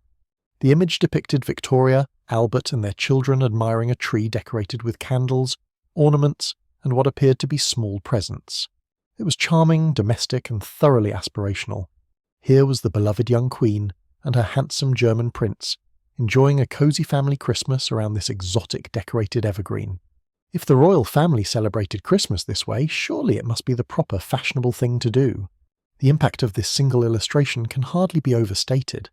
Within a few years, Christmas trees went from being an obscure German custom to an expected part of middle-class British Christmas celebration. Families who had never seen a Christmas tree suddenly felt that their Christmas would be incomplete without one. Nursery, a tradition that had taken centuries to develop in Germany, was transplanted to Britain in essentially a single generation. The illustrated London news image was carefully calculated to appeal to its audience. The scene was intimate and domestic rather than grand and royal. Victoria and Albert appeared not as distant monarchs, but as loving parents, surrounded by their children in a comfortable family setting. The Christmas tree was the centerpiece, but the real message was about family togetherness, exactly the values that middle-class Victorians held dear. By presenting the Christmas tree within this context of domestic virtue, the image made the foreign custom seem not just acceptable, but desirable. The timing of the image's publication was also significant. By 1848, Victoria and Albert had been married for 8 years and had established themselves as models of marital happiness and parental devotion. Their public image contrasted sharply with the scandals and excesses that had characterized previous generations of the royal family. Here were monarchs you could actually respect and admire, whose example you might want to follow.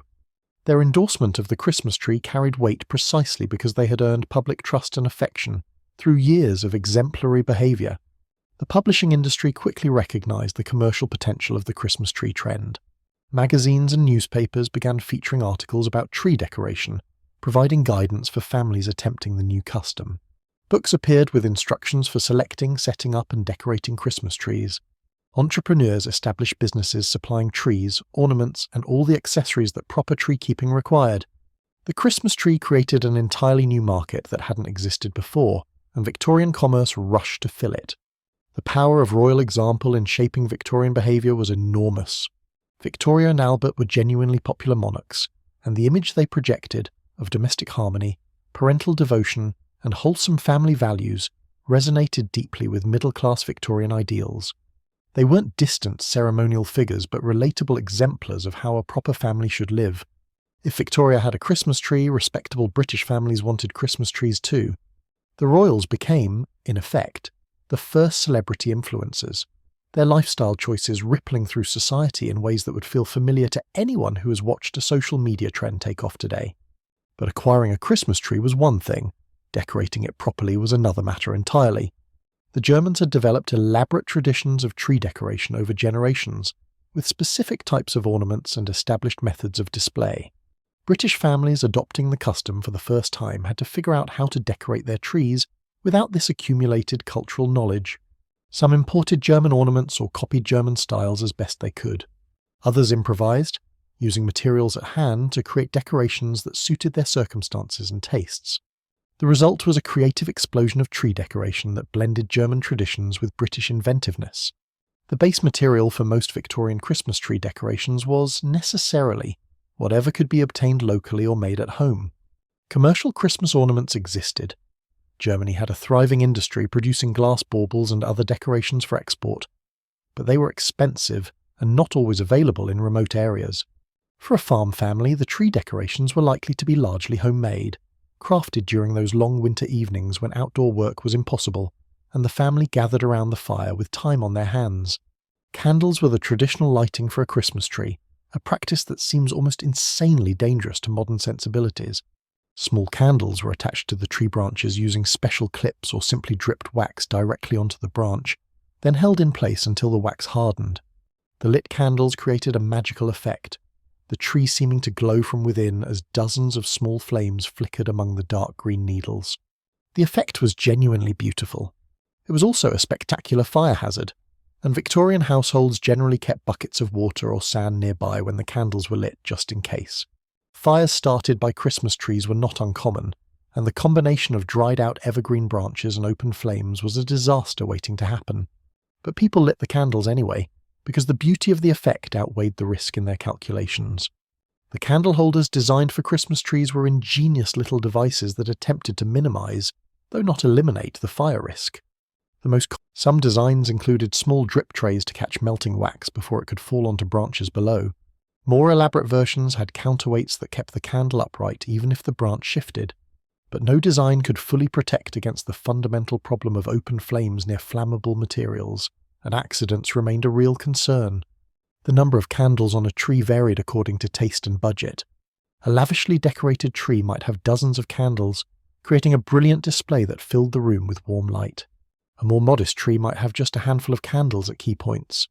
The candles had to be positioned carefully so that flames wouldn't ignite branches above them, a spacing calculation that required some thought. Improperly placed candles could create real problems, as rising heat from one candle ignited needles or decorations higher up. The candles were typically only lit for short periods: Christmas Eve, Christmas Day, perhaps a few other special occasions during the holiday season. Having the tree constantly illuminated wasn't practical given the fire risk and the cost of candles. The lighting of the Christmas tree became a ceremonial moment, a highlight of the celebration rather than a background feature. Children would gather to watch as the candles were lit one by one, the room gradually filling with warm, flickering light.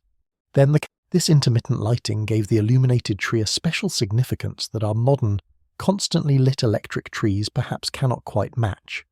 The experience of watching a candlelit Christmas tree must have been genuinely magical, especially for children. The flames moved and flickered, creating shifting patterns of light and shadow. The ornaments caught the candlelight and reflected it back in glittering fragments. The whole room seemed transformed, ordinary furniture and walls receding into darkness, while the tree blazed at the centre like some kind of enchanted beacon. No electric light, however cleverly designed, can quite replicate this effect.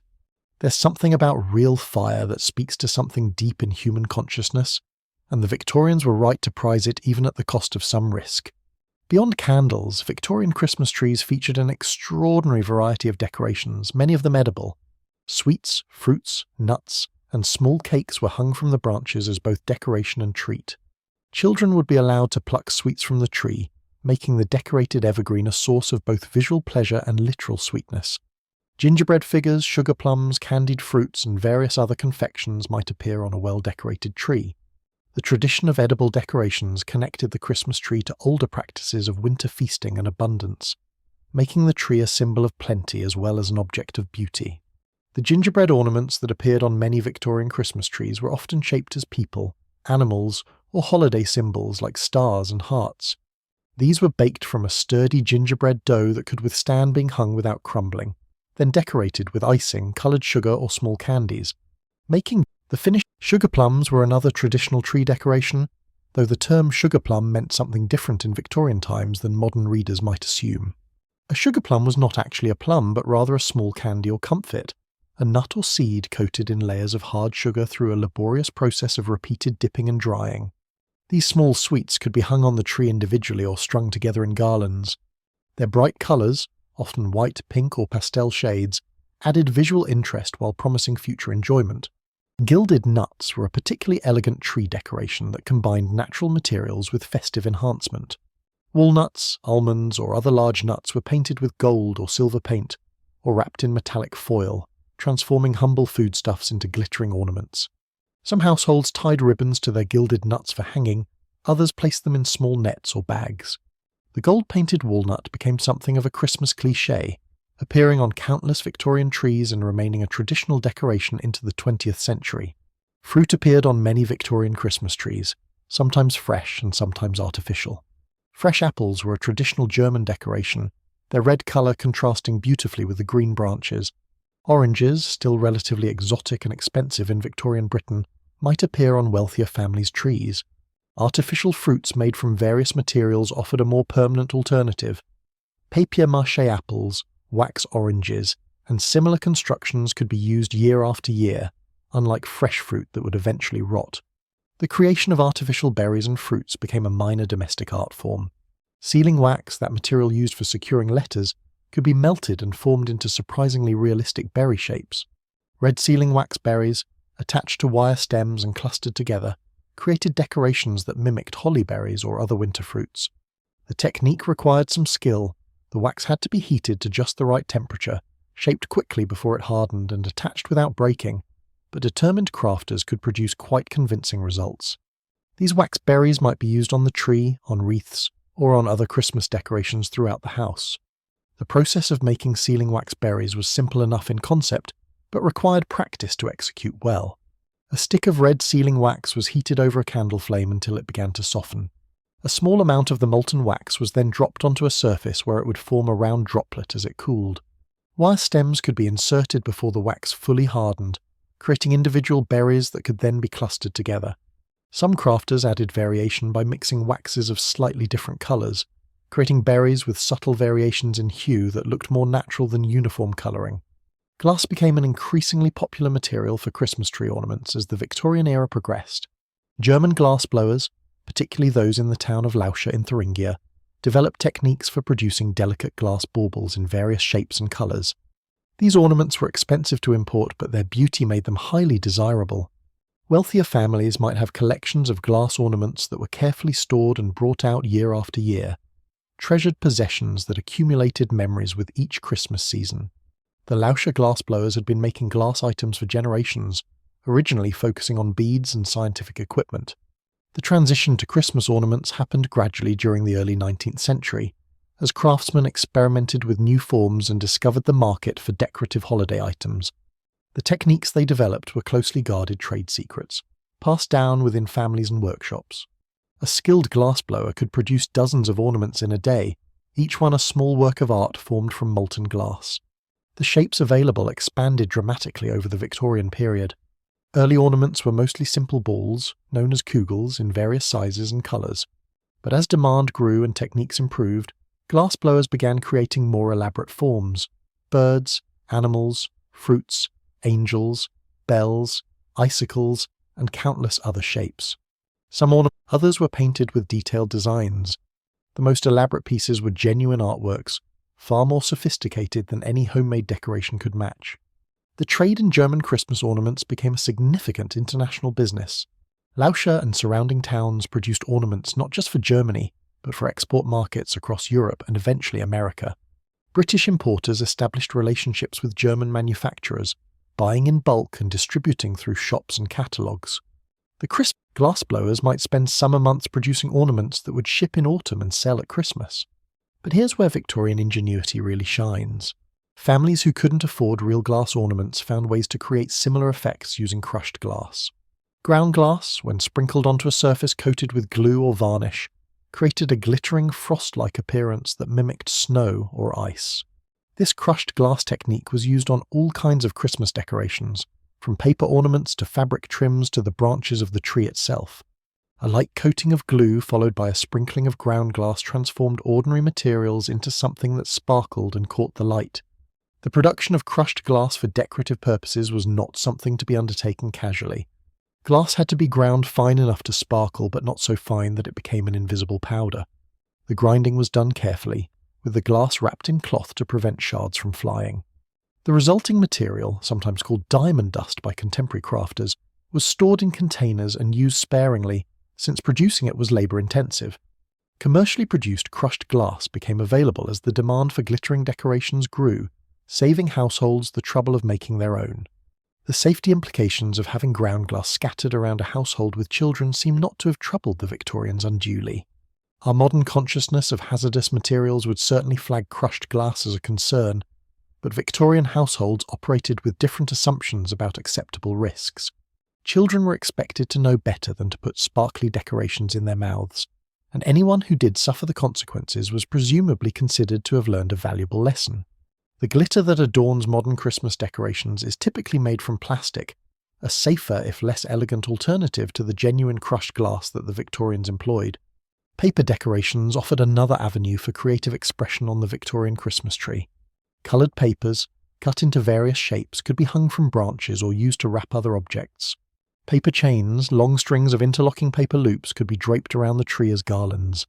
More elaborate paper constructions might include folded stars, cut-out snowflakes, or small boxes and baskets that could hold tiny treats. The German tradition of the Christmas tree brought with it German paper folding techniques that British crafters adapted and developed.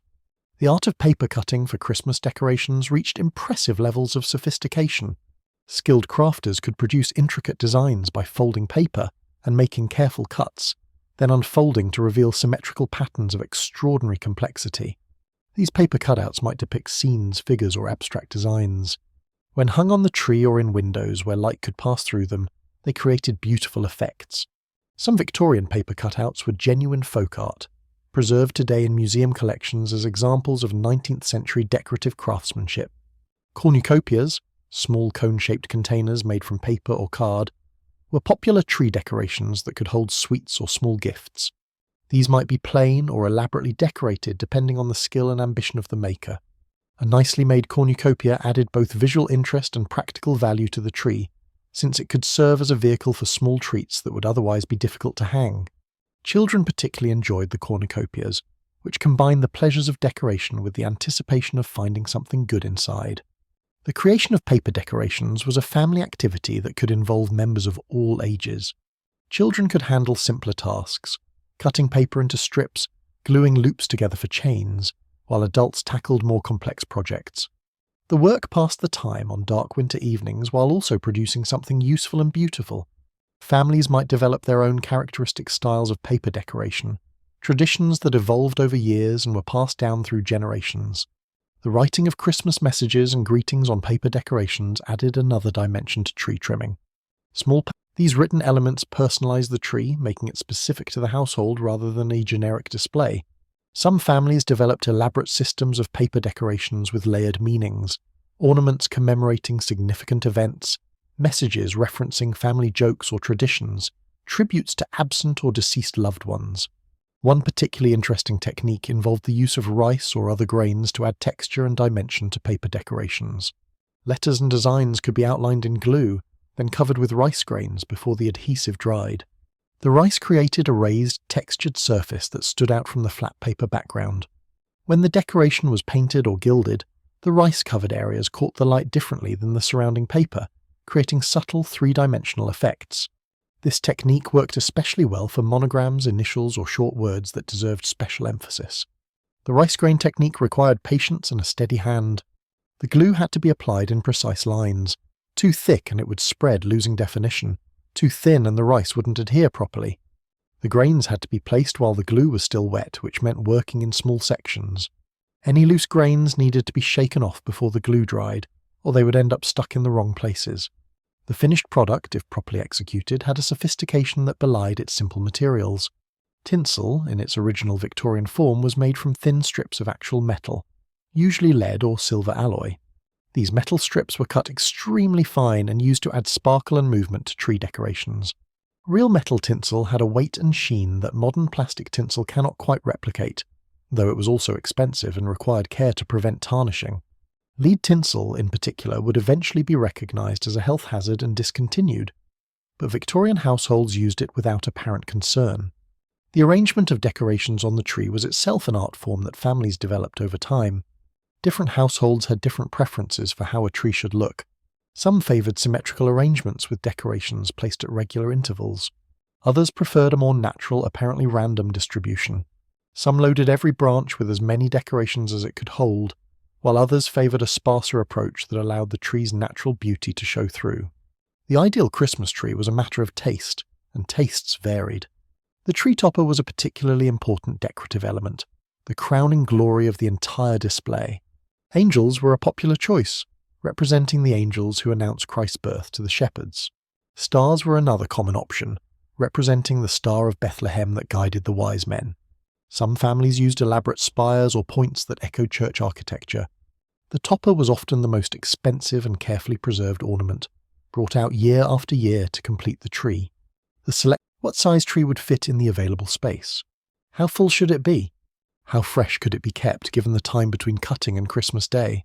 Farm families with access to their own land or nearby woodland might cut their own trees, selecting the perfect specimen from available options. Urban families typically purchased trees from sellers who had brought them in from the countryside.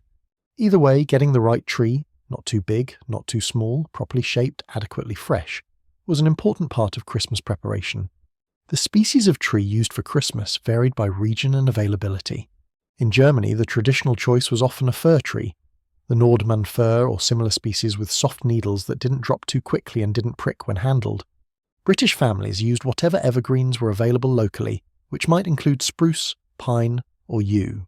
Each species had its own characteristics: different needle shapes, different branch structures, different abilities to hold ornaments and withstand the stress of decoration.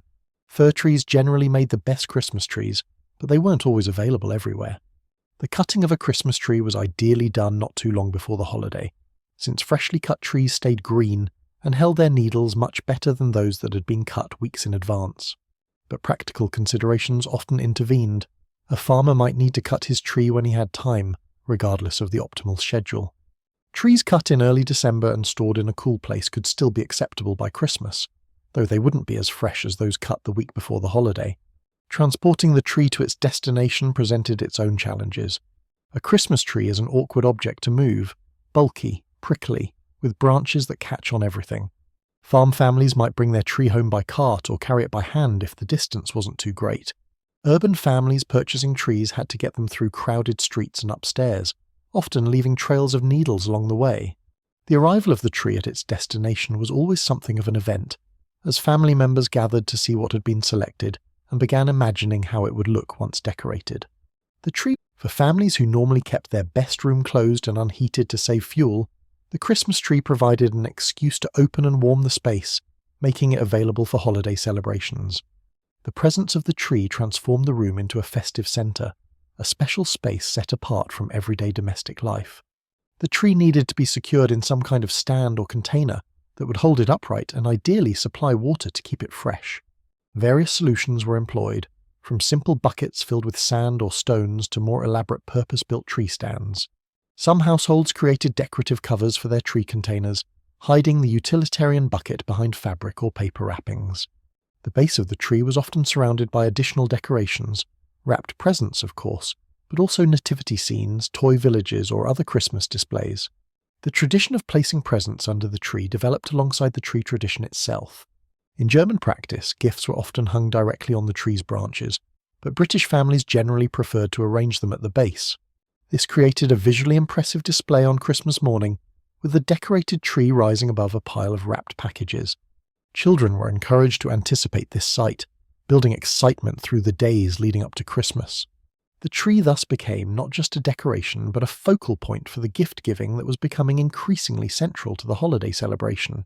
The wrapping of presents was itself a developing art form during the Victorian era. Earlier generations had often given gifts unwrapped or in simple paper, but Victorian taste demanded more elaborate presentation. The pleasure of anticipation, wondering what might be inside those mysterious packages, was heightened by attractive wrapping that made each gift seem like a special treasure. The relationship between the tree, the presents, and the children who eagerly awaited Christmas morning was central to the Victorian conception of the holiday. Christmas had become increasingly child-focused during this period, with much of the celebration's meaning deriving from the joy and wonder that children brought to it. The decorated tree with its pile of presents was essentially a stage set for childhood excitement, the build-up of anticipation followed by the climactic unwrapping on Christmas morning. Adults took pleasure in watching children's reactions, vicariously experiencing holiday magic through younger eyes. The care required to maintain a Christmas tree through the holiday season was not inconsiderable. Cut trees dry out relatively quickly, especially in heated rooms, and dry trees are even more of a fire hazard than fresh ones. Watering the tree regularly helped, but keeping a tree looking good from its installation in mid-December through Twelfth Night in early January required attention and sometimes intervention. Browning needles might be removed, drooping branches propped up, bare spots concealed with extra decorations. The tree that looked magnificent on Christmas Day might be looking somewhat tired by Epiphany. The removal and storage of Christmas decorations after the holiday season ended was a ritual of its own. Delicate ornaments had to be carefully wrapped and packed away to prevent damage. Candle holders were cleaned and stored. Edible decorations that hadn't been eaten were discarded.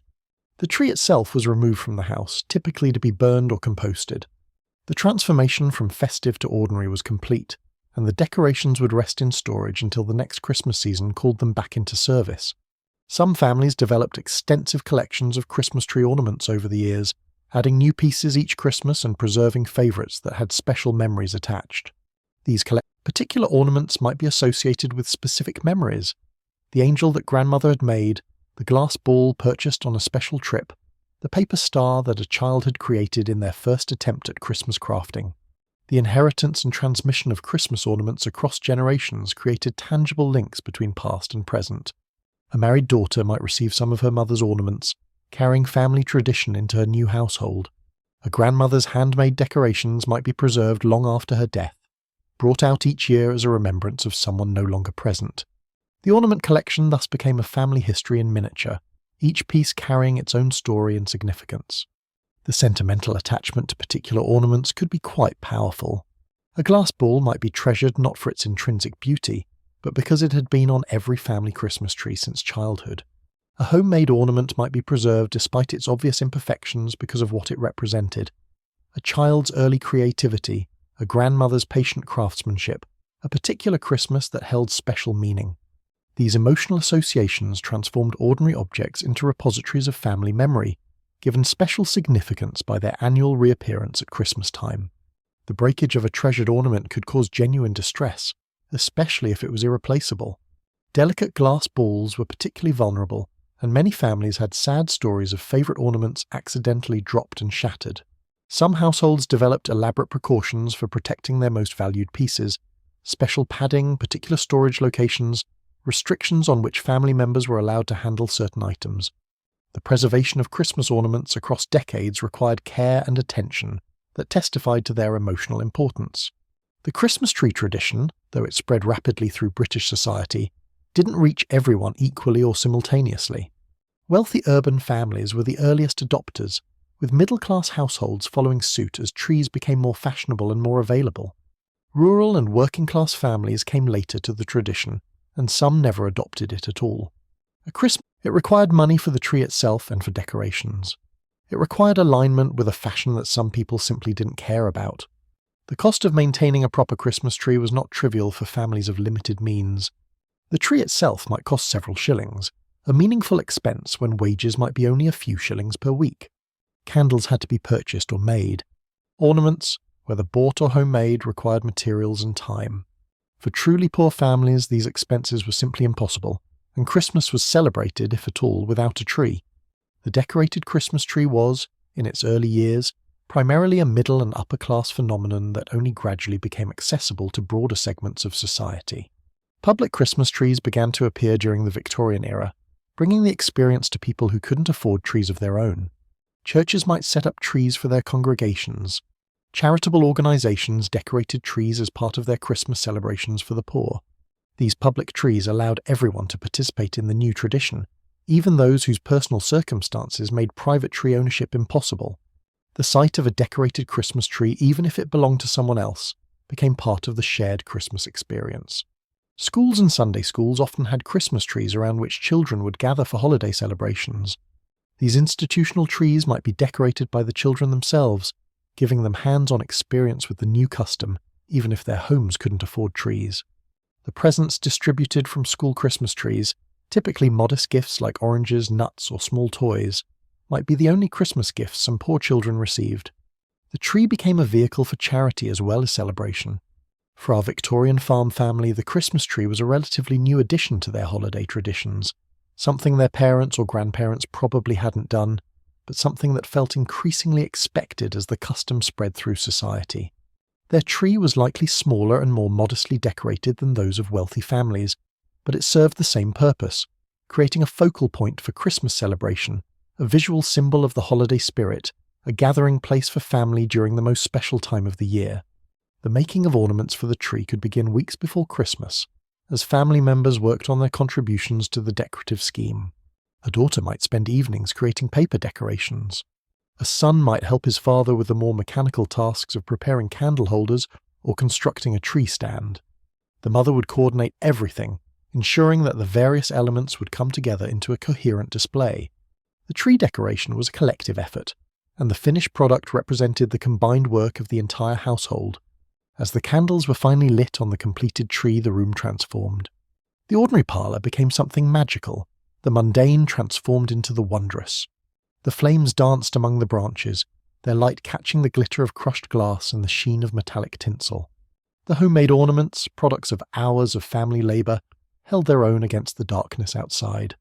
For a moment anyway, the Victorian farm family could stand together and admire what they had created.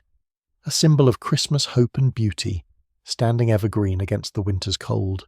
And somewhere in Germany, the source of this tradition, families were doing exactly the same thing as they had done for generations. The custom that had travelled from German forests to Windsor Castle to ordinary British homes had lost none of its power to delight and inspire. The Christmas tree in all its glittering fire hazard glory had become an essential part of what Christmas meant. Prince Albert, homesick for German traditions in his English palace, could hardly have imagined how thoroughly his cultural imports would reshape British Christmas. But reshape it they did, creating an image of the holiday that persists to this day. The influence of the Christmas tree extended beyond the tree itself. The success of this German import encouraged British families to embrace other German Christmas traditions as well. German Christmas carols, German Christmas foods, German approaches to gift-giving, all of these found more receptive audiences once the tree had established Germany as a source of Christmas authenticity. The tree was the wedge that opened British culture to a broader transformation of Christmas practices, most of which we now think of as quintessentially English. The manufacturing and commercial sectors that grew up around the Christmas tree represented a significant economic development.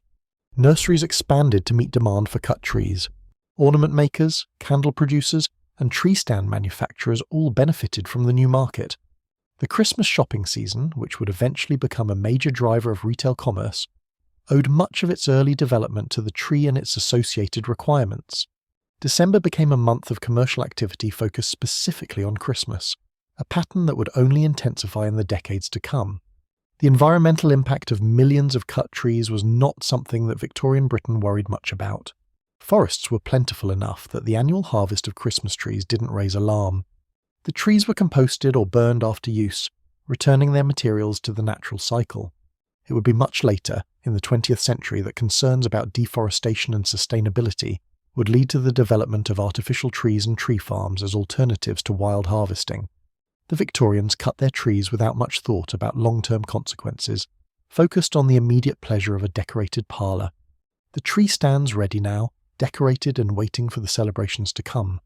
The candles will be lit on Christmas Eve, the presents will be distributed on Christmas morning, and the whole glorious assemblage will preside over the holiday until Twelfth Night signals its retirement for another year.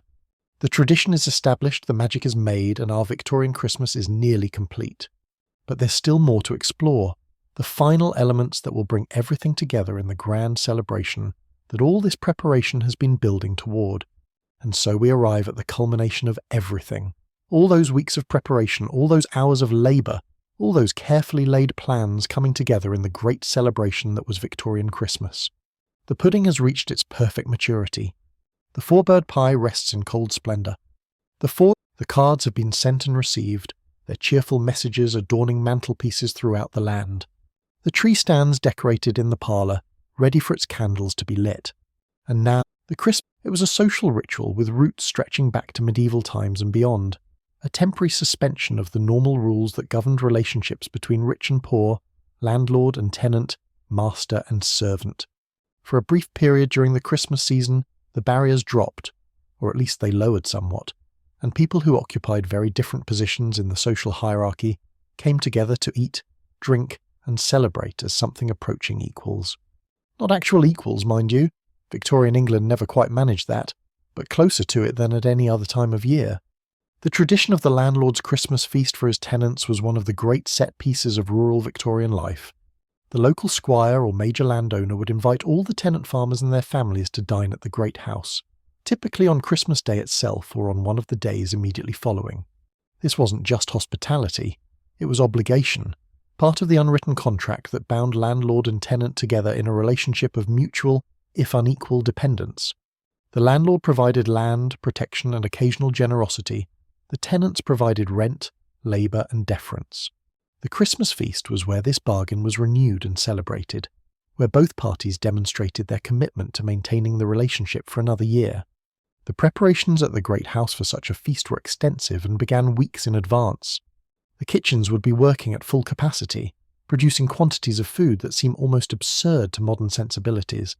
Multiple roasts, numerous pies, mountains of vegetables, oceans of gravy, battalions of puddings, all had to be prepared, cooked, and brought to the table in proper sequence. The household staff, already working hard during the Christmas season, would be pushed to their limits getting everything ready. Additional help might be hired from the village to assist with serving, cleaning, and the 1,000 other tasks that such an event required. The planning for the Christmas feast began long before December. The meats had to be ordered or selected from the estate's own livestock. The game birds had to be shot or purchased. The special ingredients for various dishes had to be obtained through the estate's connections with London suppliers or local markets. The wines had to be chosen from the cellar. Every detail required attention, and the responsibility fell primarily on the housekeeper, who coordinated the efforts of the kitchen and serving staff to ensure that everything came together perfectly. The household staff experienced the Christmas season quite differently from the family they served. For them, this was the busiest and most exhausting time of year. The cook and her assistants might work 18-hour days in the weeks leading up to Christmas, preparing the vast quantities of food that the celebrations required.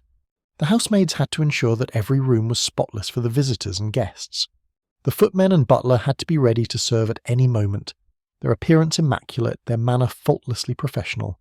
There was little time for the servants' own celebrations until their duties were complete. The great hall or dining room of the manor house would be decorated with greenery, holly, ivy, mistletoe, and evergreen branches, creating a festive atmosphere that transformed the normally formal space into something more welcoming. The long tables would be set with the estate's best china and silver, polished to gleaming perfection for this special occasion. Candles in abundance would provide warm light, their flames reflected in the glassware and silverware until the whole room seemed to glow. The tenant farmers would arrive in their best clothes, Sunday suits brushed and pressed, wives and daughters in their finest dresses, perhaps wearing jewellery or accessories that only appeared on special occasions. The walk or ride to the great house was itself something of an event, as families from across the estate converged on the manor, greeting neighbours and exchanging holiday wishes along the way. There was probably some nervousness mixed with the anticipation. Dining with the landlord was not an everyday occurrence, and the social dynamics were complex. But there was also genuine excitement at the prospect of a magnificent meal in surroundings far grander than most tenants' own homes could offer. The journey to the great house brought together tenants who might not see each other frequently during the rest of the year. Farms were scattered across the estate, and the demands of agricultural work limited opportunities for socialising. The Christmas feast provided a rare occasion when the entire tenant community assembled in one place, renewing acquaintances and catching up on news. Marriages, births, deaths, changes in fortune. All the events of the past year could be discussed during the gathering and the journey there and back. The children of tenant families experienced the Christmas feast as a particularly memorable event. The great house, with its grand rooms and expensive furnishings, was a world apart from the modest farmhouses where they lived. The elaborate food, much of it unfamiliar or rare, offered tastes and textures that their daily diet didn't include. The presents distributed by the landlord might be the finest things they received all year. For children from struggling families, the Christmas feast was a glimpse into a world of abundance and comfort that they might never otherwise experience. The arrival and greeting of guests followed established protocols. The landlord and his family would receive the tenants, perhaps in a reception room or in the great hall itself. There would be handshakes, seasonal wishes exchanged, perhaps small gifts presented. The landlord might give small tokens to each family, while tenants might bring modest offerings of their own, products of their farms or crafts of their hands. This exchange of gifts, however unequal in material value, symbolized the mutual relationship and the goodwill that Christmas was supposed to inspire. The landlord who gave generously demonstrated his worthiness of his position. The tenant who accepted graciously showed proper appreciation and deference. The seating at the Christmas feast reflected the social complexities of the occasion. At normal times, the landlord and his family dined alone or with social equals, while servants and workers ate separately in their own quarters. But the Christmas feast brought everyone into the same space, sitting at the same tables, eating the same food. This didn't mean the social distinctions disappeared entirely. The landlord would still occupy the position of honour, his family and any visiting gentry seated near him, with the tenant farmers arranged in rough order of their status and prosperity. But the physical proximity was remarkable by Victorian standards, a tangible demonstration of Christmas's power to temporarily bridge social gaps. The meal itself was an extravaganza of Victorian culinary achievement. Course followed course in a parade of plenty that could last for hours. There would be soups to start, rich and warming on a cold December day. Then the roasts would appear, beef, mutton, pork and poultry in various preparations carved at the table and distributed to eager plates. The 4-bird pie, if one had been prepared, would make its impressive appearance, each slice revealing its nested layers of different meats. Vegetables, sauces, and accompaniments filled every available space on the table. And through it all, drinks flowed freely, ale and beer for those who preferred them, wine for the more distinguished palates, and various punches and mixed drinks that were Christmas specialties. The logistics of serving such a meal to a large gathering were formidable. The kitchen staff had to coordinate the cooking of multiple dishes so that everything arrived at the table at the proper temperature and in the proper sequence. Hot dishes had to stay hot, cold dishes had to stay cold. Carving had to be done quickly and skillfully, with portions distributed fairly among the guests. The servants moved constantly, bringing fresh dishes, removing empty ones, refilling glasses, attending to the 1,000 small needs that such an event generated. It was a performance as much as a meal, and the household staff were the backstage crew making it all happen. The quality and variety of the food served reflected directly on the host's reputation. A landlord who skimped on the Christmas feast risked being thought stingy or, worse, financially troubled. The tenants would notice every detail and compare it with previous year's celebrations. Were the portions as generous? Was the beef as tender? Was there as much wine? These observations would be shared throughout the community, affecting the landlord's standing in ways that might seem trivial but were actually quite significant. Reputation mattered in Victorian England, and the Christmas feast was a very public display of one's means and one's character. The food served followed traditional patterns while also incorporating newer fashions. Roast beef was the quintessentially English meat, expected at any grand celebration. Goose had long been the traditional Christmas bird before turkey began to displace it during the Victorian era. Pies of various kinds, meat pies, game pies, the elaborate four-bird construction we discussed earlier, demonstrated culinary ambition and skill. The Christmas pudding would appear as the grand finale, carried in flaming with brandy to the delight of the assembled guests. Each element of the meal had its place and meaning, contributing to an overall experience that was as much ritual as sustenance. The Christmas punch was itself a tradition worth pausing over. These weren't the timid fruit punches of modern parties, but serious alcoholic concoctions designed to warm the blood and loosen the tongue. A typical Victorian Christmas punch might include wine or spirits, sugar, spices, citrus fruit and hot water, mixed in proportions generous enough to ensure that even the most reserved guest would eventually become sociable. The wassail bowl was a related tradition, a large communal vessel filled with spiced ale or cider, from which everyone would drink, passing the bowl around the table or room as a symbol of shared celebration. The word wassail itself comes from an Old English phrase meaning be in good health, and the custom of wassailing had deep roots in English tradition. During the Christmas season, wassailing took several forms. There was the domestic wassail, where the bowl was shared among family and guests gathered for celebration. There was the orchard wassail, where people would go out to their apple trees, sing songs and pour wassail on the roots to ensure a good harvest in the coming year. And there was the house-to-house wassail, where groups would travel through the village singing carols and receiving food, drink or money in return. All of these traditions connected the Victorian Christmas to a much older past, when such rituals were thought to have genuine magical power to bring good fortune. The wassail bowl itself was often an elaborate vessel, sometimes passed down through families as an heirloom. It might be made of wood, ceramic, or even silver in wealthy households. The bowl would be decorated with ribbons and greenery for the Christmas season, making it an object of display as well as function. The drink it contained varied by region and preference. Some areas favoured spiced ale, others preferred cider, still others made elaborate mixtures with wine, brandy, and various additions. Roasted apples floating on top were a common traditional element, adding both flavour and visual appeal. The songs associated with wassailing were distinctive pieces of the English folk tradition. They typically combined good wishes for the household with more or less subtle requests for refreshment. A wassailing group might sing about how far they had travelled, how cold the night was, how thirsty they were, building toward a request for food, drink, or coins that the householder was socially obligated to provide. Some wassail songs were quite direct in their expectations, others wrapped the request in elaborate allegory and seasonal sentiment. The best wassail groups were good musicians who provided genuine entertainment in exchange for their rewards. The live on Christmas Eve or Christmas morning, farmers might visit their cattle in the barn, singing special songs and offering the animals a taste of wassail or Christmas cake.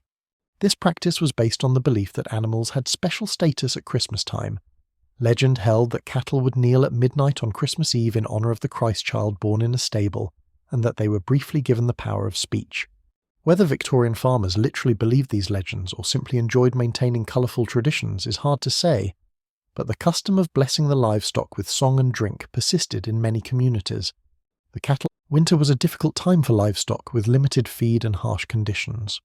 Many animals would not survive to spring. The ritual blessing of the cattle expressed the farmer's hope that his animals would make it through the winter and be productive in the year to come.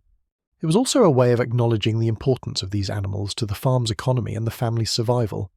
The cattle weren't just property, they were partners in the enterprise of making a living from the land, and treating them with ceremonial respect reflected their true status.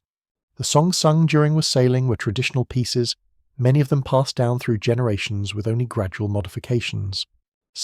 Others were Christmas carols in the broader sense, celebrating the birth of Christ or the joys of the season. The combination of singing, drinking, and communal celebration created an atmosphere quite different from the restrained propriety that characterized much of Victorian social life. Christmas was a time when people were permitted, even expected, to be merry in ways that would be frowned upon at other times of year. Back at the landlord's feast, the consumption of food and drink would continue until even the heartiest appetites were satisfied, and then some. Victorian feasting operated on a principle of overwhelming abundance. Running short of food would be a social catastrophe, so hosts always provided far more than could possibly be eaten. The leftovers from a great Christmas feast would feed the household staff and be distributed to the poor, ensuring that the excess served a purpose beyond mere display. But the display mattered too. The loaded tables, the endless courses, the freely flowing drinks all communicated the landlord's wealth and generosity in terms that everyone could understand. The entertainment at such gatherings varied depending on local traditions and the host's preferences.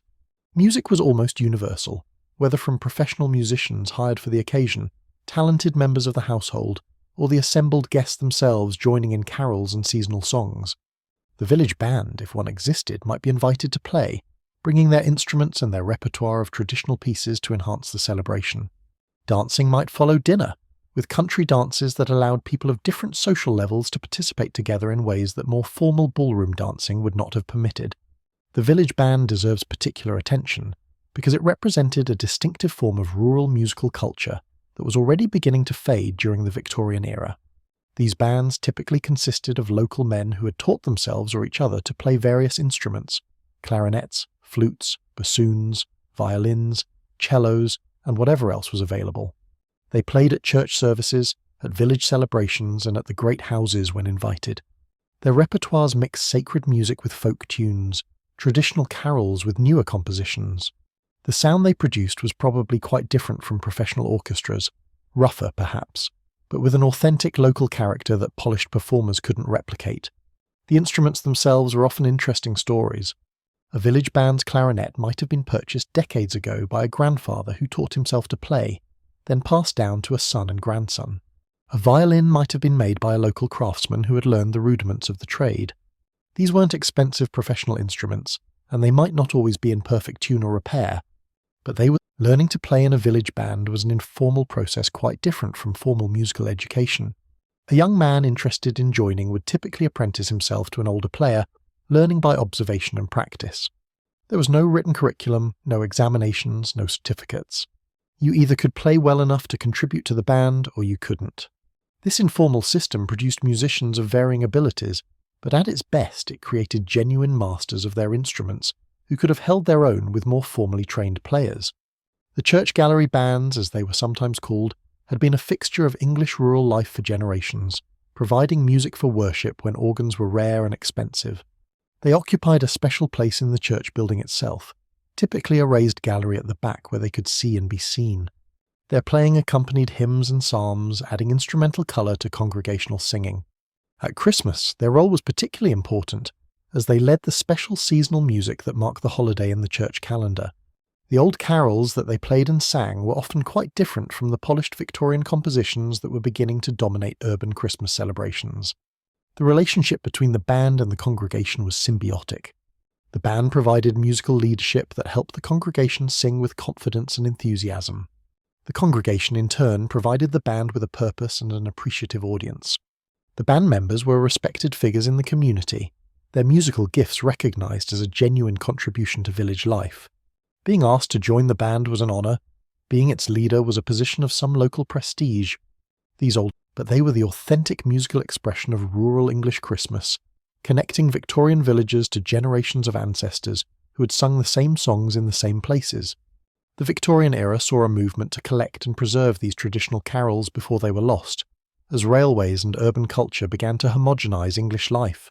Scholars, the revival and preservation of traditional carols was part of a broader Victorian interest in folklore and tradition. There was a sense, perhaps justified, that the old ways were disappearing, replaced by modern innovations that were more efficient but less rooted in the particular character of English life. Christmas became a focal point for this preservationist impulse, as Victorians simultaneously invented new traditions and tried to maintain old ones. The tension between innovation and preservation gave Victorian Christmas its distinctive character, looking backward and forward at the same time, honouring the past while embracing the possibilities of the industrial present. The carol collectors who travelled through the English countryside in the mid-19th century were performing a kind of cultural archaeology, rescuing songs that might otherwise have been lost within a generation. They found carols that had been passed down orally for centuries, their origins lost in time. Some of these carols had strange archaic qualities, unusual melodic intervals, lyrics that mixed English with Latin or French, theological concepts that seemed to belong to an earlier era of Christianity. Others were simpler folk songs that had acquired Christmas associations over time, their original secular contexts forgotten. The publication of these collected carols made them available to a much wider audience. Songs that had been known only in particular villages or regions could now spread across the country. Church choirs in London could learn carols that had originated in Somerset or Yorkshire. The standardisation that came with print publication also changed the carols themselves, fixing melodies and lyrics that had previously been fluid and variable. What was gained in preservation was sometimes lost in the diversity that characterised oral tradition. The relationship between traditional carols and the newer Victorian compositions was complex. Some people preferred the old songs with their archaic flavours, others found them crude and preferred the polished products of trained composers. Church organists, increasingly common as organs replaced village bands in churches, often favoured hymns and carols that fit standard musical forms. The village bands, with their quirky instrumentation and local variations, were being displaced by a more uniform musical culture, even as collectors worked to preserve their repertoire. The exchange of gifts at the Christmas celebration reflected this same mixture of old and new. The traditional gifts of a rural Christmas were largely practical: food, clothing, small useful items that would actually be needed in daily life. A pair of warm gloves, a basket of preserved fruits, a handmade tool from the blacksmith's forge. These were the kinds of gifts that made sense in a world where most people had little surplus and every item of value served a purpose. The more frivolous, decorative gifts that were becoming popular in urban Victorian Christmas celebrations made less sense for farm families whose lives were still focused on practical necessities. The handmade gifts that passed between family members and neighbours carried meanings beyond their material value. A piece of needlework that a daughter had spent weeks creating for her mother represented not just the finished object, but all the hours of labour and thought that had gone into it. A carved wooden toy that a father had made for his child in spare moments during the long winter evenings spoke of love expressed through patient craftsmanship. These gifts couldn't be purchased. They had to be made, and the making was itself an act of affection and care that gave the finished object its significance. The contrast between homemade and purchased gifts revealed something important about Victorian values. A handmade gift, even if imperfect, demonstrated that the giver had invested their most precious resource, time, in creating something for the recipient. A purchased gift might be finer in quality, but it could never carry the same meaning. The hours spent carving a toy, stitching a sampler, or knitting a scarf were visible in the finished product to anyone who cared to look. The imperfections themselves became markers of authenticity, proof that this was genuine handwork rather than factory production. Gift-giving among neighbours followed its own patterns and expectations. You didn't give equally to everyone, you gave according to relationship and circumstance. A close neighbour who had helped your family during difficult times might receive a more substantial gift than a casual acquaintance. Gifts might be calibrated to match what you expected to receive in return, maintaining the rougher quality that neighbourly relationships required. Too generous a gift might embarrass the recipient who couldn't match it. Too mean a gift might give offence. Navigating these expectations required social intelligence and careful attention to community norms. The landlord's gifts to his tenants followed different conventions, being more standardised and explicitly tied to the relationship of patronage that bound them together. A traditional gift might include food, a joint of meat, a Christmas pudding, perhaps some of the exotic items like oranges or nuts that the estate could obtain but ordinary farm families could not. Some landlords gave small amounts of money, allowing recipients to purchase whatever they most needed. Others distributed clothing, blankets, or household items. The gifts were public, witnessed by the assembled community, serving both as genuine assistance and as performance of the landlord's generosity. The Christmas hamper was a particular form of landlord gift that became increasingly standardized during the Victorian era. These hampers typically contained a selection of food items, meats, puddings, preserves, perhaps a bottle of wine or spirits, packaged together in a basket or box. The contents might be the same for all tenants or might vary according to family size, years of tenancy, or other factors. The hamper made the gift-giving process more efficient while still maintaining the personal touch of direct distribution from landlord to tenant. The acceptance of such gifts required careful navigation of social expectations. Tenants were supposed to be grateful but not servile, appreciative but not grasping. Too much enthusiasm might suggest that one's family was in desperate need, a potential embarrassment. Too little might seem ungrateful, risking the landlord's displeasure. The whole interaction was a kind of social dance with steps that everyone knew, even if no one had explicitly taught them. Victorian society ran on such unwritten rules, and Christmas was no exception to the general principle that proper behaviour required constant attention to subtle social cues. Children occupied a special place in the Victorian Christmas celebration, their excitement and wonder providing much of the emotional energy that made the holiday feel magical. The serious adults might conduct their social rituals and economic exchanges, but it was the children's faces lighting up at the sight of the decorated tree, the children's voices raised in carol singing, the children's delight in simple gifts and special treats that gave Christmas its particular joy. The Victorian reimagining of Christmas as a family holiday was in many ways a reimagining of Christmas as a children's holiday, with adult activities organised around creating experiences that children would remember with happiness. The distribution of gifts to children at the landlord's feast might be the highlight of the event for young attendees. Toys, sweets, oranges, and other treats would be given out, perhaps from under a decorated tree that echoed the royal family's example.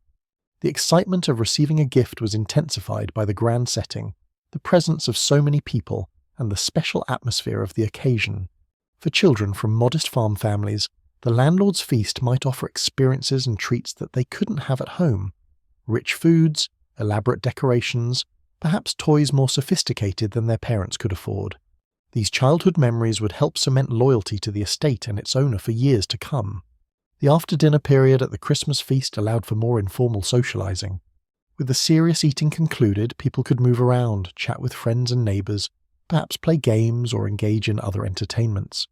The children might be allowed to run about more freely, burning off energy accumulated during the long meal. The adults might settle into comfortable seats for continued conversation and drinking. The atmosphere would gradually shift from formal dining to relaxed celebration, the rigid protocols of the meal giving way to something more like a party. Toasts were an important element of Victorian feasting culture, and the Christmas feast would certainly include several. The health of the Queen would be drunk, of course. Victoria was immensely popular, and toasting her was both patriotic duty and genuine sentiment. The health of the host would be proposed, thanking him for his generosity and wishing him well in the coming year. The tenant and various other toasts might follow, depending on circumstances and custom, to absent friends, to the coming year, to whatever seemed worth celebrating. Each toast required glasses to be raised, appropriate words to be spoken, and drinks to be consumed, adding to the general merriment. The games played at Victorian Christmas gatherings ranged from simple children's amusements to more elaborate entertainments that involved everyone. Blind Man's Buff, where a blindfolded player tries to catch others, was perennially popular. Charades and other guessing games tested wit and acting ability. Forfeits, where losing a game meant performing some embarrassing task, added an element of risk and humour. Snapdragon, a peculiarly Victorian game that involved snatching raisins from a bowl of burning brandy, combined danger with reward in a way that modern safety consciousness would never permit. These games created shared experiences and shared laughter, breaking down social barriers in ways that formal interaction could not. Hunt the Slipper was another popular game, where players sat in a circle passing a slipper under their knees while someone in the centre tried to guess where it was. The game sounds simple, but it generated considerable hilarity as players tried to deceive the hunter with fake movements and expressions. Musical chairs, bobbing for apples, and various memory games all found places in the Victorian Christmas entertainment repertoire. The common element was participation. These were games that required involvement from many players, creating shared activity rather than passive observation. Storytelling was another important form of Christmas entertainment. Ghost stories were particularly popular, their spooky themes somehow appropriate to the dark winter nights, and the contrast between cold darkness outside and warm light within. Adults would gather around the fire to hear tales of apparitions, curses, and supernatural revenge, the kind of stories that seemed more plausible when the wind howled outside and shadows danced in the corners of the room. Charles Dickens, with his Christmas ghost stories like A Christmas Carol, was both reflecting and encouraging this tradition. The telling of fortunes was a popular Christmas amusement, though one that respectable Victorians viewed with some ambivalence. Various methods were used: reading tea leaves, interpreting the shapes formed by melted lead dropped in water, analysing how an apple peel fell when thrown over the shoulder. These fortune-telling games often focused on marriage prospects, asking who one would marry, when, and what their profession would be. Young women were particularly interested in such predictions, which combined entertainment with genuine curiosity about their futures in an era when marriage was one of the most consequential decisions a woman could make. The Snapdragon game deserves special mention because it so perfectly captures the Victorian combination of festivity and peril. A shallow bowl would be filled with brandy and raisins, the brandy set alight, and players would attempt to snatch raisins from the blue flaming liquid. Success brought a tasty reward. Failure meant singed fingers. The game was typically played in darkness, the flickering flames providing the only illumination, creating an atmosphere that was simultaneously spooky and exciting. Children particularly loved Snapdragon, though one can only imagine how many small burns resulted from overeager reaches into the flaming bowl. Victorian Christmas was not for the risk-averse. As the evening wore on and the celebration began to wind down, there would be final carols, final toasts, final expressions of seasonal goodwill. The tenants would begin to take their leave, thanking the host for his hospitality and receiving final good wishes in return. The walk or ride home through the dark December night would be filled with conversation about the evening's events, what so-and-so had said, how good the food had been, whether the landlord had seemed pleased with his tenants. The feast would provide material for talk and reflection for days afterward, its details analysed and compared with previous year's celebrations. For the farm family returning to their own home, the contrast between the landlord's grand hall and their modest farmhouse must have been striking. But their own Christmas celebrations awaited them there, their own tree, their own decorations, their own special foods. The Christmas pudding that had been maturing for weeks would finally be served, flamed with brandy and bearing its hidden treasures of coins and charms. The gifts that family members had made for each other would be exchanged and received. Their own traditions, simpler but no less meaningful, would complete their experience of the season. Christmas Day itself followed a pattern that combined religious observance with domestic celebration. The morning began with church attendance. Virtually everyone went to church on Christmas morning, even those who might be irregular attendees the rest of the year. The service would feature special hymns and readings appropriate to the occasion, the village band playing their traditional carols, the minister delivering a sermon on the meaning of Christ's birth. The church would be decorated with greenery, the congregation dressed in their finest clothes, the whole atmosphere elevated above ordinary Sunday worship. The Christmas church service was the spiritual heart of the celebration, the moment when the religious meaning of the holiday was directly addressed. The familiar Bible passages telling of the journey to Bethlehem, the birth in the stable, the angel's announcement to the shepherds, the visit of the wise men. These stories were heard again as they had been heard every Christmas for as long as anyone could remember. The continuity of this observance connected the present congregation to all the generations of Christians who had gathered on this same day to mark the same event. The minister's sermon would typically balance theological reflection with practical application. Yes, Christmas celebrated the Incarnation, God becoming human in the person of Jesus Christ. But what did this mean for how the congregation should live? The themes of generosity, charity, family and community that characterized secular Christmas celebration had their roots in Christian teaching, and the minister would remind his flock of these connections. Christmas was not just about good food and presents. It was about embodying the values of love and service that Christ himself had taught. The music of the Christmas service was particularly important. This was when the village band would perform at their best, leading the congregation through the traditional carols that everyone knew by heart. The sound of voices raised together in familiar songs created a powerful sense of community and shared purpose. Even those who couldn't carry a tune would join in, their voices hidden in the collective sound. The walk to and from church was a social occasion in itself, as the entire village converged on the same destination at the same time. Greetings were exchanged, seasonal wishes offered, news and gossip shared. The churchyard before and after the service was a gathering place where the community came together, visible to each other in a way that scattered rural life didn't always permit. Christmas church was as much a social institution as a religious one, a moment when the village saw itself as a community united in shared observance. After church came the Christmas dinner at home, the meal that the family had been preparing for weeks. The pudding would finally be served, along with whatever other special foods the family had prepared or received as gifts. This was a smaller, more intimate celebration than the landlord's grand feast, but in some ways more meaningful because it was entirely their own. The family gathered around their own table, in their own home, enjoying the fruits of their own labour and preparation. The candles on the Christmas tree would be lit, casting their magical glow over the scene. Gifts would be opened, treats consumed, the day savoured as the high point of the year. The days following Christmas Day continued the celebration in various ways. Boxing Day, the day after Christmas, had its own traditions, typically focused on distributing gifts to servants, tradespeople, and others who had provided service during the year. The Christmas box, from which the day took its name, was originally a collection of money gathered throughout the year and distributed on this occasion.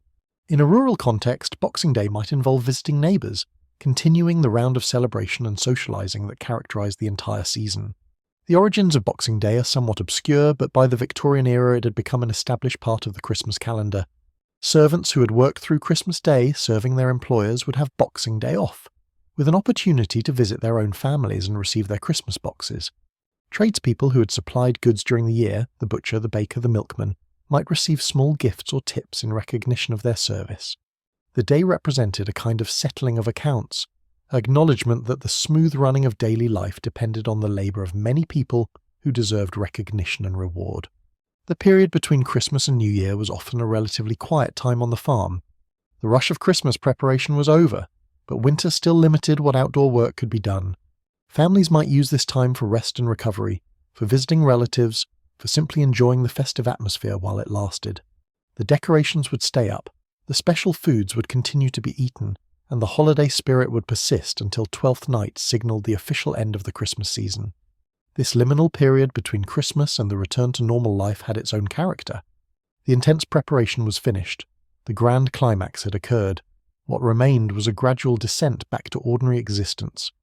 There was time now to reflect on the celebrations, to enjoy the company of family without the pressure of preparation, to simply rest after the exhausting weeks leading up to Christmas.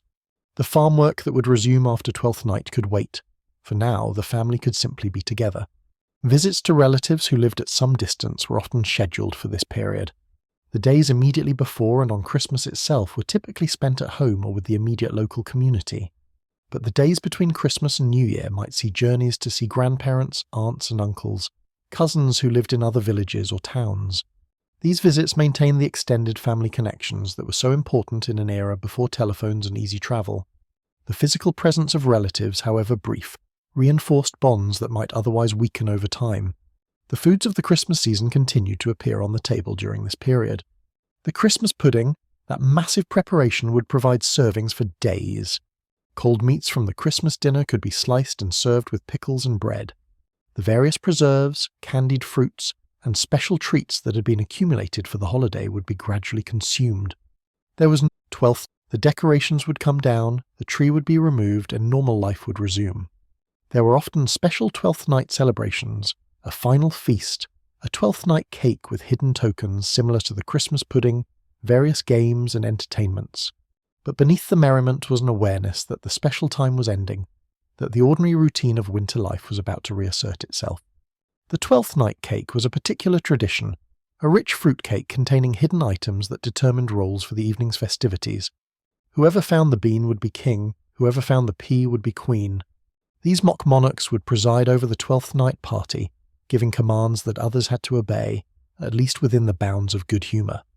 The topsy-turvy quality of these celebrations, with ordinary people briefly playing at royalty, had roots in much older traditions of misrule and role reversal that characterized medieval winter festivals.